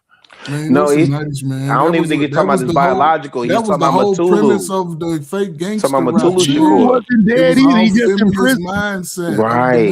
It was the feminist. It was the feminist angle that it took because listen, when a nigga said "quite a little liquor," that wasn't a little bit of an effeminate song. Oh, man, come on, man. Nice. Niggas poured out liquor all over the country for you, homie. But I get it though. I They get live it. in Cali all the time. Hey, the Bay got mad when he went to LA and started flagging. One mic. Coach Fred, I'm even guilty of this. Niggas used to pass the bottle around. No, I ain't do that shit like that, man. Niggas used to pass the blunt around. Yeah. We all cut that out, man. You too. Listen, no, we're not gonna do this, Coach. No, Coach Ferg, we're not gonna do this. You, Coach Ferg, you swap spit with niggas. Yeah, the Ferg had the same eyes. He had the same eyes. Really, listen. See again, man. That's why I hate when you young niggas get to talking you don't know. When me and my friends was teens, and nigga, you 2 years younger than me. Cut that where I was born in Kentucky, in Louisville. When me and my friends were teens, we was going to the club, right? So we always niggas were sitting around. We started drinking. It was either cups of ice. Everybody had their own. 1 second, sir. I love you, Coach Ferg, but 1 second. You niggas were sitting around a barrel. There was I was about to say, y'all had OGs that was around the barrel. Singing cold. No, I wasn't drinking like that. No, my daddy wasn't. He wouldn't have been doing the doo-wop. You gotta relax. I don't give a fuck how much Coach Ferg went away from this. Them niggas was sitting around the barrel. No, that's what they was doing in California at night. With some Wild Irish. No, it ain't no California shit. Do the Wild That's what they used to do. Irish Rose. No, we had cups of ice, man. Fucking bottle taking swig. Listen, we did was pass that bleed. Coolie High. Them niggas. We passed the bleeds. We ain't pass all that. Wait, now that's a good point, Ferg. You don't relate to Coolie High? Man, Coolie High, yeah. What are you talking about? But they was passing the bottle around. Preach and Cochise. Glenn Thurman and Cochise both. Listen, come on, man. Come on, his father was alcoholic, so I didn't drink like that. It was a bunch of fake thugs around some real thugs. That's a movie, though. But it's real. No, that was real. Real life. No. And they wasn't even thugging. It was they wasn't fake thugs. Coach Ferg, let me help you out right quick. I remember getting on the 40 bus at 15 years old, going up to the East Mount Mall. Was that on the BART? Was that on the BART? No, the bus. That was not the BART. Okay. But the BART is a shuttle. The bus is a regular bus. Yeah. Getting on that 40 bus, going up to East Mount Mall, getting bitches' phone numbers, and sharing the blunt and sharing that E&J. No, I ain't drank like that when I was younger. I played sports, and I was football, basketball. I ain't do all that. You used to go beat up the football players. I wasn't doing all that. Oh, you want to go to the school and beat up the football players and take their bitches from them. Well, Nightis, maybe in your neighborhood, but that's a whole Coach Ferg was never that type of dude. Because I love to get hit upside the head. I'll bust through a nigga with no cash. I definitely hit a nigga upside the head. Just because you play football don't mean shit. Man, I would Nightis. Y'all been slew-footed out there for They always wanted me to play football. I used to be in the blocks. They always wanted me to play, but I was too busy being a knucklehead. Yep, and they scared you straight by the time you. No, they suspended me. They locked me up and did all kind of other shit. Oh, no, I wasn't gonna have that. My daddy wouldn't be there. I was not the smartest young man. Oh yeah, see, okay. So who was your leader? Who was guiding you? I had no leader. Where was Pops at? Fucking on bitches. Oh, so you got mad? Did you get mad when he was getting out there? Not at all. I didn't understand none of that. Okay, so you was reckless after that. After he moved, you became reckless. No. So here's the thing. I told you I grew up with my mother. So you became reckless. You became one of those reckless dudes with no guidance. No. He came around and was extremely violent and used to beat on you. Hold on. Listen. I used to get beat to blood, Coach Ferg. But that's abuse, Nightis. So that's abuse. So it's obviously was something with him, but you took advantage of being under your mother because you still had enough of your father where you could have been like, you know what, I ain't gonna do all that. You was old enough. You was 15. Don't say like, don't be talking about I was dumb. No, nigga, you had both parents. But father suffered on his stuff. No. You know, Pops was too busy. When I think back in my mind right now, I don't really remember my father like that. I know he was around. I know who he is. Okay. When I became an adult, I know who he is because he definitely was in my life. But when he came around, he used to call me money bags and rich boy and all this other shit. Yeah. See, now my father didn't talk like that. My father was James Evans to the T. Shout out to James Evans. I love John Amos. I love Carl Weathers. My father came to all my sports games. I was talking about Woody Strode and Carl Weathers and John Amos and a lot of them black men from back in the days. Really, Hollywood made me look at, you know what made me not want to be my father? It was a show called The Courtships of Eddie's Father with Bill Bixby, the dude that played Incredible Hulk. He was a divorcee. He had to take care of his son. All right. I remember that little show. Yeah. And Leave It to Beaver. Ward Cleaver would always talk to the beef. Yeah, my father, he ain't talk like that unless I was on some dumb stuff.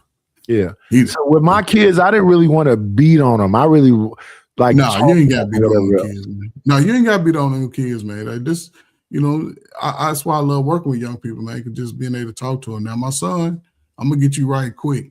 I'm gonna get you right quick. I work with kids, so I know how to. I'm gonna do exactly what my legal authoritative right is, and we're gonna talk about it.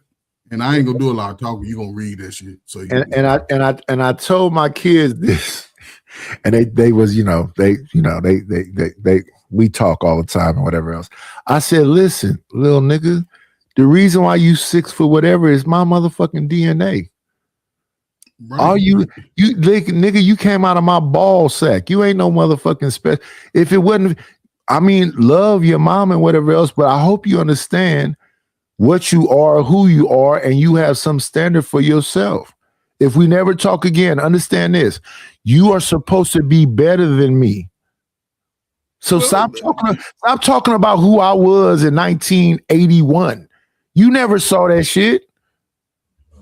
You was born in 2000. Dang, you youngster, don't you? I'm just saying. Mama told me you used to do this, and you wasn't in existence.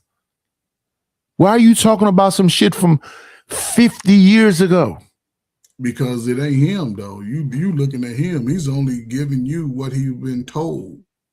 That's what the issue is. He's trying to connect with you. Those are good moments to connect, right? And that's why it is. I'm telling you what you say, but shit. But it's very important to understand when you're saying what you're saying that you're talking about a 14-year-old, 15-year-old. But yes, so I really try to get that across to him. When you're talking about me being out in the street doing whatever else, understand I supposedly jumped off the porch at 14 years old.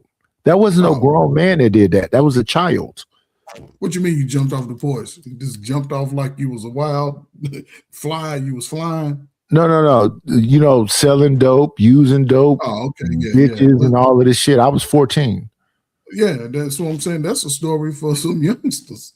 Those are good motivations because whatever you took to get out of it, you came out and you was able to. And I told him from 14 to 22, you could say all that shit about me, but at 22, I had your sister. When me and your mom had your sister, I was done. Cold turkey. No, nothing. I never been to jail again. I haven't been to jail for a traffic ticket. Right, but Nitis, what do you think? See, you said something unique, though. I can see what might have triggered you at 14, 15 to do what you was doing. Yeah, it just was those times. No, you just revealed it.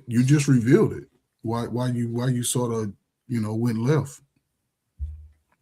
You revealed it, though. But, as long as you was able to, do what you had to do because you raised some good kids. You sit over and fall asleep on live, nigga. You can't tell me you ain't good. Yeah. And I hope the best for him. I got 4 grandkids. I hope the best for him. And we learned over time. You need to show them how to sea walk. You know how to sea walk? I'm from the Bay. Sea walking is LA. That's northern. Oh, okay. You don't know how to sea walk. It's all California. I'm from Northern California. We don't sea walk. We don't sea walk. Okay. No. We Thizz dance. I don't know if you saw the thumbnail, but we Thizz dance up here. What is that? Come on in. Plan, it's always a treat when players leave.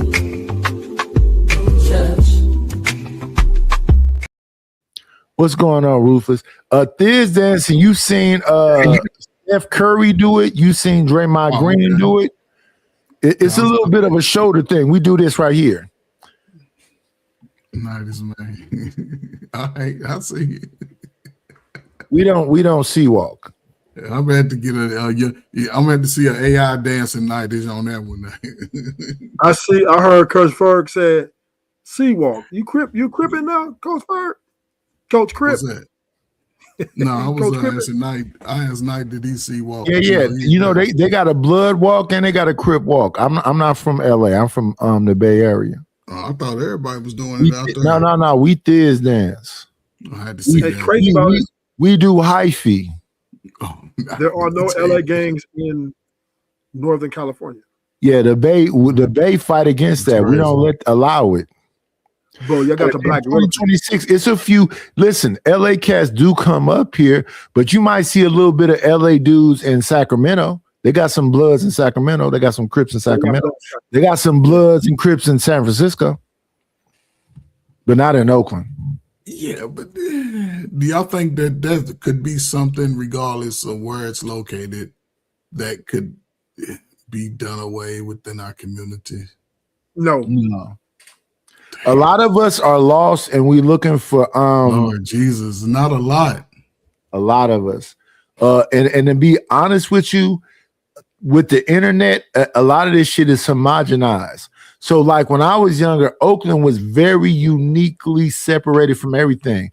But I just heard a nigga in Oakland say on phoneme, that's some Chicago shit. Yeah, but that's because the internet is international. The internet, right. So motherfuckers, hey, Chicago, motherfuckers is dropping rakes in Oakland. That is some Chicago shit. That's some BD. That's some BD, Vice Lord. That's some other shit. But that's because of the internet. So this is the problem I have with what Coach Burke just said, right? Because to me, I think people just pick on people, right? Coach Burke said, do you think you can get rid of warlike mentalities of organizations? Yeah, you cannot. Did I say warlike mentality? You didn't say. But when you're talking about gangs, that's basically what you're talking about, right? Yeah, Crips and Bloods and no, I wasn't talking about gangs. I was just talking about can he dance. I assumed that in Cali everybody could do the C-walk. You made a statement. No, we don't. We forbid. You'll get fucked up doing. You talking about this question I asked? You think that? No. Coach Ferg made a statement. Do that shit in the back. Coach Ferg said, "Can we get rid of?" He said that, right? I'm sure he said that. The last thing I said, you think it could ever be a time where we get rid of ours over with? Right. When America's over here bombing Iran and taking over countries, That's gangbanging. That's gangbanging. They're gangbanging. You just can't call it like it is because they ain't trying to hear it. But the point is, we're in a degenerate nation. Period. So America's a degenerate nation. They're over here picking on people, telling the people you can't have nuclear weapons, although Iran ain't their country. They ain't got no say so how they Iran want to run their country, but they're over there trying to pick on them with their military. They're not trying to pick on them, they picking on them. They're picking on them. So what we have to understand is, Mr. Ferg, is men by nature are war mongers. That's what we do. Pretty much for the most part. So you try to isolate the poorer class who indulges in this behavior, which is pretty much championed by the higher class. Hey, Rufus, Coach Ferg is gangster too. Yeah, he is. I know he is, but he just Coach Ferg up here trying to put on this. Only problem I have what he said with is, well, our culture. War is culture. No, but Rufus, this dude is a military dude. Believe me, if some shit jump off at his house, he finna pop a motherfucker instantly. Not think about it. I don't. Go ahead. Yes, bro. Appreciate it, man. And he probably didn't train. And he probably didn't change his girly thing to do the same thing. She probably didn't been at the range multiple times. That nigga's a shooter. Coach Ferg is a shooter. I know. She gonna get you, and my dog gonna get you first. So I ain't gonna. That's all we saying. That's all we saying. That is all we saying. But that's protection of my home. That's different. Doesn't matter. See, you look at. You know what's crazy? You look at you know what's crazy is that you don't understand that. And I hate when people blur this line too. I'm not a gangster. I'm just a man. I'm not going to shoot you because I'm a gangster. I'm going to shoot you because you try to harm me. All you have to do is be an imminent threat, and I'm going to knock your ass down and pray to God and hope I'll be forgiven. But you going to leave here. You getting the fuck up out of here. I got some motherfucking 223s that's going to make you be able to bow down to me. I'm not fucking around. And you are preparing for active war. Yeah, for sure. You niggas, man. You niggas ain't never been to war. So go ahead, man. What's the question? No. Listen, Coach Ferg, I'm a country nigga, just live in the city. I know how to dress a fucking deer. I know how to rip the skin off a rabbit. No, I'm not. I was in a hospital with my wife when they gave her a C-section. They cut her with a laser, opened her body up and whatever else. And then people was looking at me like, oh, you know, people usually faint when this happened. No, I smelt her flesh. I looked inside of her body. I was like, yeah, I'm cool. They're like, are you? Yeah, I'm perfectly fine. Yeah. Then when they took the baby out of her, because she had a C-section, they said she won't ever be able to have a natural birth again. She had 2 natural births after that. That's that's the power of the black woman. The power Yeah, of the black woman. shout out to my beautiful motherfucking wife. You have I white love that doctors. C-section star like I love her motherfucking dimples. Yeah, but you have white doctors, man. That's part of the America. You know what I'm saying? Them niggas was in there talking about golfing while they was cutting her open. Don't let him turn us soft. He's trying to turn the community soft. Y'all already saw what we talking about. We already saw. But Rufus, he made it. I understand exactly what war is. Your partner being blown up on the side and look something that looked like fucking hamburger meat is sitting there now. I understand exactly what the fuck it is. I know what flesh smell like. I know. I've been out here, and I was young when I figured all this shit. It's unfortunate, but yes, I know exactly what the fuck it is. You know what? When they first started talking about the vid, I thought I was gonna see bodies everywhere. I was driving down Fruitvale and International, and it was some homeless people. They were asleep. I'm like, oh shit, they dead. They wasn't dead. They just was asleep. But I'm like, you have to prepare yourself mentally. And even when people be talking about this revolution that they're gonna do, are you willing to lose 100,000, 200,000? I understand what that means. I understand exactly what the fuck war is. And a lot of motherfuckers don't understand. We talking about babies, women, and men being deleted and all around you. The most disgusting smelling them rotten corpses. I know people don't really know what exactly they're saying. I do though.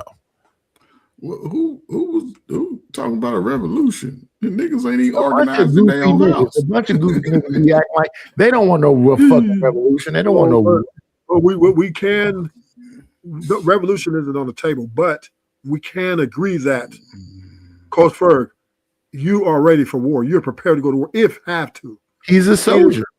It is necessary for survival, right? To be ready for that, because at any moment's notice, war could come to your doorsteps. So it is culture. It's part of culture. It is part of life. It is the way of life, and it will always be the way of life until this world ends. Yeah, but okay?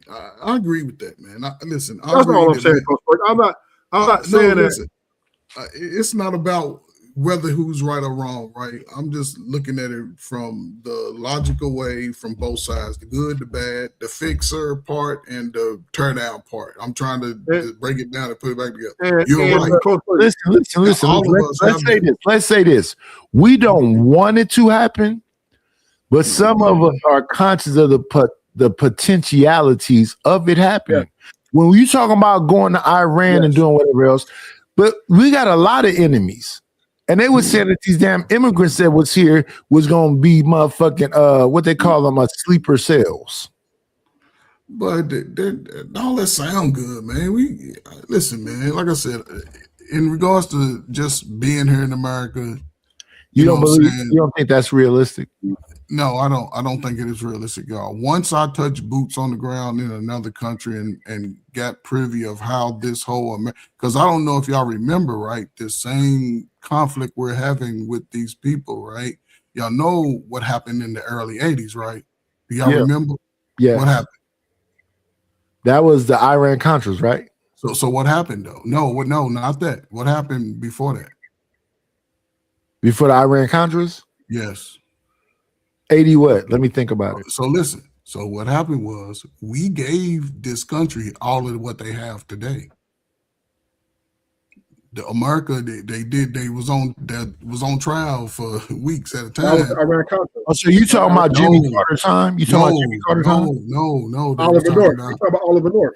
Yes, Oliver North and G. Gordon Liddy and all. Yeah, I remember that. But that's the whole thing over in that country, right? Because even with Israel, ones I learned, Israel it's never supposed to be in a conflict because even remember the Iran, Iraq, they would come together.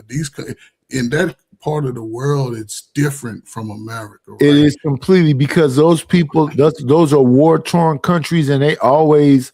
And that's the thing about America. But they're not war-torn countries. The only time they get war-torn is when America go over and bomb it up. And then they did it back then. They did it back then. But here's what happened. All of those people who don't have a place to go, for all of these niggas think they're going to run around in America playing games.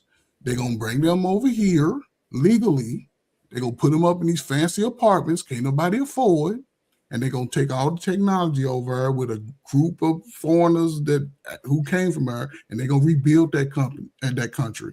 They're gonna rebuild it. And a lot of these people in America who think they're gonna be able to play this, I don't want to work, I'm gonna do this and all that's gonna be over with. I don't know about you niggas that don't want to work. I want to do it. After the Olympics, it's coming to LA. After that, I would say a lot of these a lot of these people that just go and sit at a lot of those jobs are gonna be gone. A lot of this internet stuff is gonna be different. It's gonna be but people listen. I still got some ears in spaces, and that's all they're talking about. The AI is coming. And but whether you work in or not, you might not have a place for yourself as a single man. Everything's gonna be all right. You're gonna be all right. We're gonna be all right. It ain't gonna be that bad. Well, okay. It's gonna get worse. No. I'm agreeing with you that it's gonna get worse. It's just that it really is not. It's really not. And you know what's crazy? You just talking about how bad the young people are, and you saying it ain't gonna get worse. All you need to do is monetize. That's it. To be honest with you, I made between $1,500 and $3,000 with super chats a month ago. That's a month ago. In and they took, years, it's gonna be different. No, it's not. And they took the channel away. Fatty is making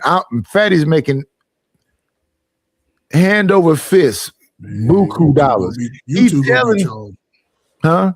It's gonna be different, man. The ways. Not really. All right. But again, I want to be honest. You're right. I'm wrong. You are right. It's not about right and wrong. But people want. But people really want grassroots type shit. All these celebrities that's coming to YouTube now thinking, "Oh, I'm a celebrity." No, nigga, they don't want to hear you no more. They really want to hear average people. It's a nigga channel I look at, his whole front grill is missing. That nigga got 2 good teeth. And he be drunk all the time on his channel. And that motherfucker got probably about 30,000 subscribers. And just on the average day, they send him $150, $200. Yeah, but that's going all that is going to eventually this level of technology will eventually fade itself away. Yeah, you got to get it while the getting is good. I agree with that, but then how people don't communicate? Communicate? That's what I'm saying. That's what I'm saying. All the AI shit. Listen, when I get on a motherfucking phone call, when I'm talking to whatever else, I'm saying to that motherfucking robot, operator. I don't want to talk to no motherfucking robot.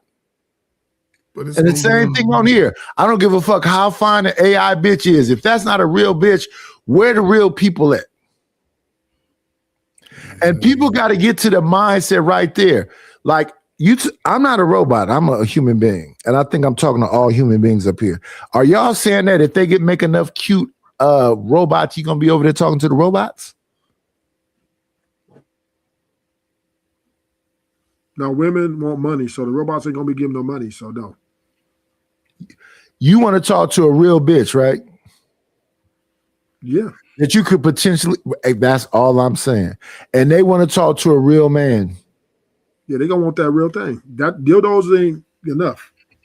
Yeah, listen, Nice, they going to have plenty of time to talk to a lot of each other because all them niggas going to be outside, sleeping outside in the California sun. I hope all these ballers and people trying to take the lazy way out. Coach Remember, Ferg, okay. Let me say this, Coach Ferg. I hope I create a good enough product where you send me that $5 ball like Ducey just did. But I have no intention of sleeping outside. Well, that's what I'm saying. It may not you, but everybody up under us, it may affect. It may hit them. But I'm a Gen Xer. I'm gonna keep grinding. Okay. I'm gonna keep grinding. I'm gonna work. They be like, "Nice, you be falling asleep," because I'm working on here. I'm a landlord. I'm working here. I'm working. I don't know nothing else. What's going on, luxury bucket list? I don't know nothing else but to work, Coach Ferg. What else can I do? Man, that's because you old, man. Dang. But I try to tell. Listen, you know what? Coach Ferg, you know how I ended up on YouTube? Nice. Let me say this. My wife passed away when she in 2018. I was 48, she was 46. I was left with my baby. He was 14. Yeah, thank you. I appreciate you. I was left with my baby. He was 14. I told him, you need to get a YouTube channel. We need to buy some titty shoes so you can have some merch, paint them shits gold, write your signature on it with some purple marker. I was telling him all this shit to do on YouTube. He didn't want to do it, so I did it. Right. To try to show him do this. He ended up going to the Marines. It's not a bad choice, though. It's not a bad choice. That's what you got. You got military, you got trades, you got fucking school, and you want to be involved in STEM. But Nightish, again, right? You're speaking from listen, here's the thing about the military. Now, coming out of high school, once you turn 18, you automatically register. You ain't got to go on no computer. So America's going to be more defensive, right? So ain't going to be no more freelance. You get out of high school and you go work at the local Popeyes. You 18, they go be like, look, they doing away with the public education. So a lot of inner city people whose parents are regular workers ain't going to be able to do nothing. They're gonna be pushed in a position to do something. And if they got creative talents, it ain't gonna fly as well because everybody's individualized and everybody trying to get support from here and there and everywhere. But without this platform right here, we ain't connecting to Nightish. I'm not talking to Chicago, and I'm not talking to y'all. So we don't control that type of platform. Right. But in the meantime, like I said, we old, but the young folk, they got an opportunity to get 10, 20 years ahead and avoid the Gen X dumb decisions. If they listen. So here's the thing. My daughter, my two sons, when they left here, I said, listen, I'm gonna give all y'all 100,000. Take 20% of that and put it down on the house. My daughter was living in Vegas. I looked at the Vegas real estate thing. They have houses for like 250,000. I said, put 20% down, 50,000, and get a duplex so you have some tenants you can put up in there, and they help you pay your mortgage. And just keep that shit so you can get that to your kids. I said that to my oldest son. I said that to my youngest son. They all got 100,000. Them motherfuckers went out there and spent that money like that shit was going out of style. Right. But Nightish, again, see, this is where accountability come in because this is something that should have been having conversations for years. I had conversations with them for years before they ever left this. Me and their mom both said the same shit. Well, you should have gave it to them pieces at a time. I gave it. I gave it to him because it was, because of how old it was. But you prove it though, because again, that's when you're young, man. You get the pieces at a time, so you can build it. That's the best way, for anybody. I think the one that did the best with it is my oldest son. He ain't spent none of it. He still got all his. Oh, well, and he's in the army, so he not spending no money. Come on, man. And so when he get out, tell him, listen, now this is advice I need you to tell him, right? If he get hurt, make sure he go to sick call. Let the doctor see it and check it out. Tell him that every time he break a pinky nail, every time he get a pimple, whatever, go to the doctor. Let them put it in his medical records. Because most military, for between now, I say since COVID time, most guys that go in, they do their little 4 years, 5 years, 6 years. When they get out, they can work on average between 80 and 125,000. Yes. So he been in the army since 2000. Let me see. How many years, man? I think he's been there 6 years now. Oh, well, he's a sergeant. He said he's a sergeant. I did 6 years and 11 months. Yeah, he's a sergeant. Yeah, he's making good. They get a 7% raise. What are we talking about? Yeah. The military ain't getting no 7% raise. Yes, they are. They're going to get a 7% raise. Salary? Yes. Or are you including BAH raise? Salary. No.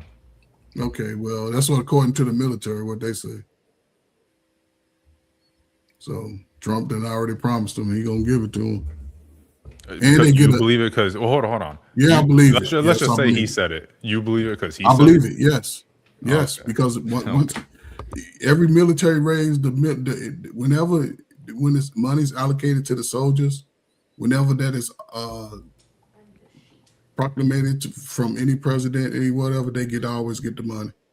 Yeah, so he went there 2020 in the middle of the motherfucking. What you said doesn't he's make good. sense. He's a sergeant. You have to have money allocated to the pay. Man, they always allocated to the military. Second they of all, allocate the military. Get the most Congress determines that they control the purse. And third of You're all, right. I don't even think You're Trump right. ever said that. I know. You're right.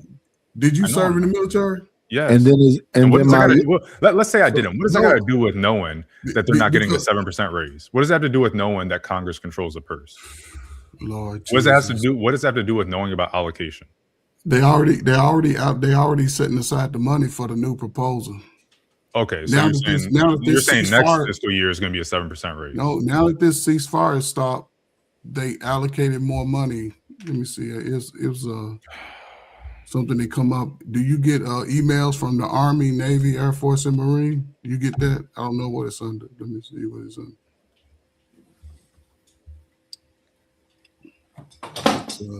Where is it under? Yeah, my Navy Times. My youngest son went into the Marines in 2022. Oh yeah, he good, man. Shoot, he get out, do his little time, and he get plenty of money.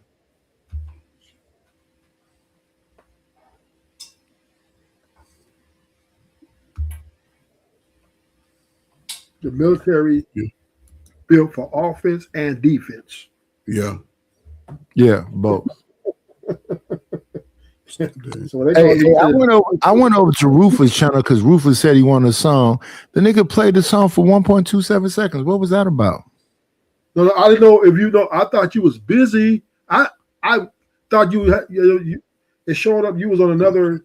You had two things up, and I clicked on another one, and I thought, oh shit, he might be busy with something. I know that was you wanted me to hear. No, I was trying to play the song for you. Oh, okay. I'll know next time. No, I mean you here now. I can play the shit now, but here's the thing with people in general, and when I be on different places, I got a little bit of information and knowledge. I really be trying to help people out to get them over the hump. My guy Rufus got what you got 414? Yeah, just to get over that little hump. All you need is some shorts and some little bitty tweaks to get over it. Because you got to have the watch hours in. I got the watch hours in. All I need is to get to 500 subscribers, and this channel will be monetized. So all I'm finna do is flood them with shorts and shit and whatever else. I got 250 something in a month. And I'm finna get this other 250 real quick too, because I'm finna hit their ass with these shorts and shit. Yeah, it's not that complicated. I want to see my people win, man. I really do. I think we all should be, you know, at least get fucking monetized. It ain't that hard. All people need is, you know, a little. I mean, you don't do thumbnails. You ain't got no. You don't really do. You're not doing shorts over there. You know.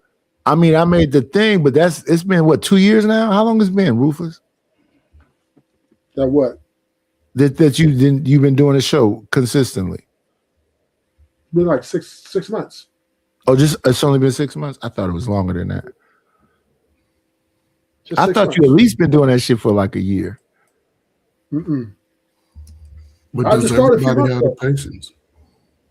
Now, you think you think most people have the patience for it to do a YouTube, set it up, and all that? Because when you're young, you still gotta, you know, it depends on what you want. It's gonna be your side gig, or it's gonna be your main gig.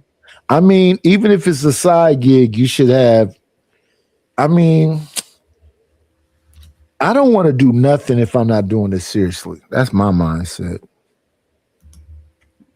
Savage came up here talking about, you know, Savage. Let me see. I made Black Bear, Here for the Tea, Mo Love, Joy is Real, Ruthless. Yeah. Genesis. So many people. Shit. I got 2 songs. Let me play the first one. Let's play the first song. Play it, bro.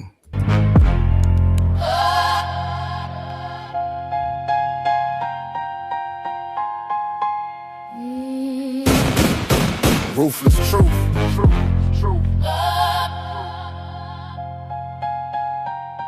Yeah. The one and only ruthless truth, I don't play around. Violence in the air, feel the pressure in the town. Get down and lay down, ain't no middle ground. Stand tall or fall quick when it's going down. The one and only ruthless truth, I don't play pretend.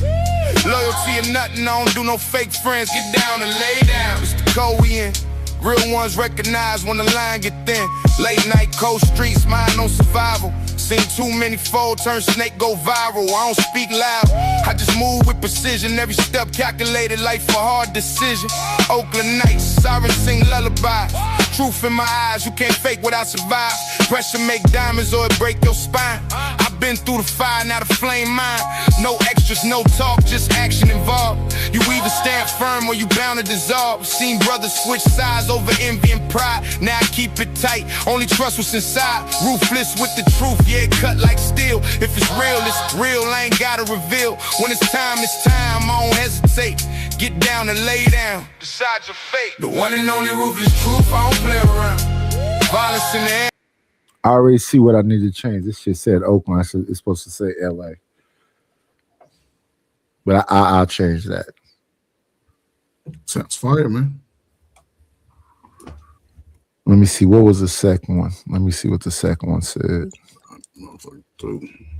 Let me see. Video, the second one. Hey, that was right when I said.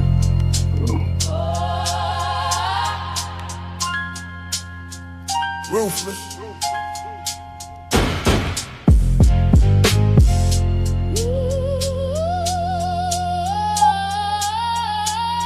The one and only, the one and only ruthless truth, I don't play around. Violence in the air, for the pressure in the town. Get down and lay down, ain't no middle ground. Stand tall or fall quick when it's going down. The one and only ruthless truth, I don't play pretend. Loyalty or nothing, I don't do no fake friends. Get down and lay down, this the code we in. Real ones recognize when the line get thin. Late night, cold streets, mind on survival. Seen too many fold, turn snake, go viral. I don't speak loud, I just move with precision. Every step calculated, life a hard decision. Dark nights, sirens sing lullabies. Truth in my eyes, you can't fake what I survive. Pressure make diamonds or it break your spine. I've been through the fire, now the flame mine. No extras, no talk, just action involved. You either stand firm or you bound to dissolve. Seen brothers switch sides over envy and pride. Now I keep it tight, only trust what's inside. Ruthless with the truth, yeah, cut like steel. If it's real, I ain't gotta reveal. When it's time, I don't hesitate. Get down and lay down, decide your fate. The one and only ruthless truth, I don't play around. Violence in the air, feel the pressure in the town. Get down and lay down, ain't no middle ground. Stand tall or fall quick when it's going down. The one and only ruthless truth, I don't play pretend. Loyalty or nothing, I don't do no fake friends. Get down and lay down, this the code we in. Real ones recognize when the line get thin. I done seen pain turn a man to a ghost. Smiling in your face, but they hate you the most. So I stay low, move silent, no sound. Every king know how to move through the ground.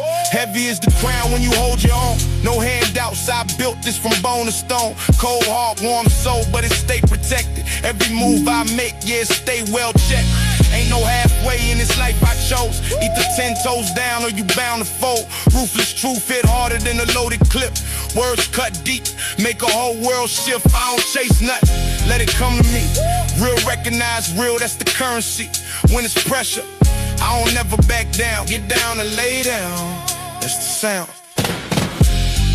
Ruthless, yeah, it echo loud, no fear in my blood. I don't blend with the crowd. Stand firm, hold weight, never back down. Get down, get down, get down, get down. Lay down. That's the same song, ain't it? I like it though. Yeah, it was all right. It was pretty cool, man. Oh no, that one was different. Similar but different. It didn't say the city and whatever else. But yeah, I can say LA and all that other shit, but I don't think it's necessary. Yeah. It was nice though, shit. It was good. But the thing is this, I mean, that's just that's why, having a discussion and collaborating, to me, that's more of like a East Coast sound. It's really just a discussion to make sure that it's exactly what you want. I can give it, like I was just playing earlier. This is like our West Coast sound here. Let me see. This would be our West Coast sound. Sir Ism asked for it. I believe this is it.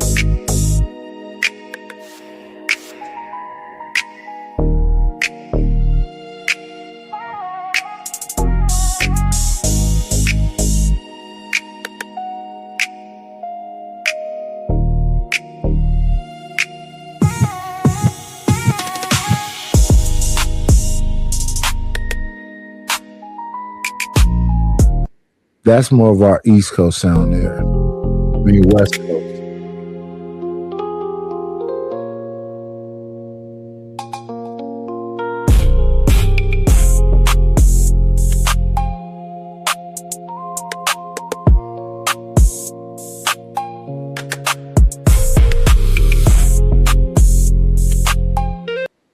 That's more of a West Coast sound.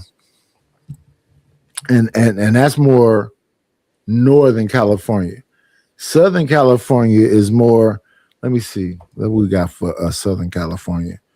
Southern California is more like this sound. Let me see. Southern California would be this right here, some of this shit.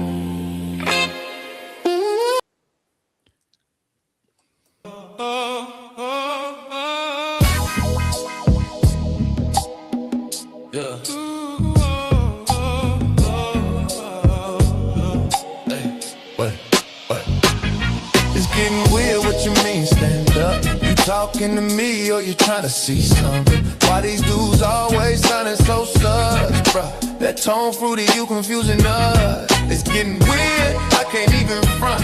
Talk like that, yeah, you gon' get pumped. You say stand up, I say for what? Watch how you talk when you're talking to us. Why you watching me like a movie scene? I'm cool on the weird talk, know what I mean? Men telling men stand up, that's extreme. Sound like you tryna peep the insane. Keep it player, keep it real, don't slip. I ain't with that slick talk, pause that quick. I'm just vibing, chillin', minding my biz. You doing too much with the tone, you tweet. It's getting weird, what you mean, stand up? Talking to me or you. Yeah, that's Southern California right there. I don't even know how many songs.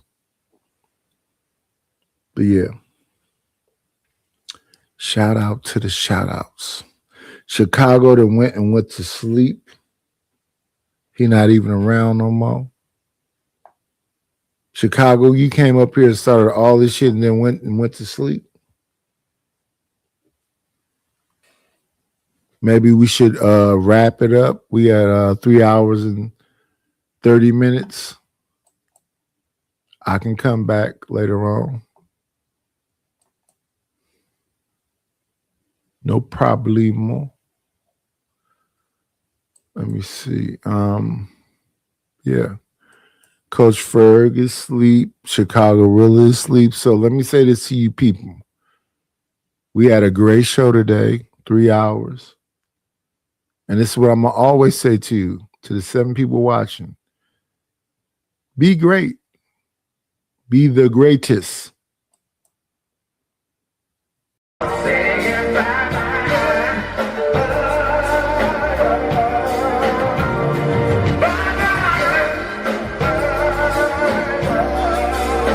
We'll shut this motherfucker down. That's all, folks.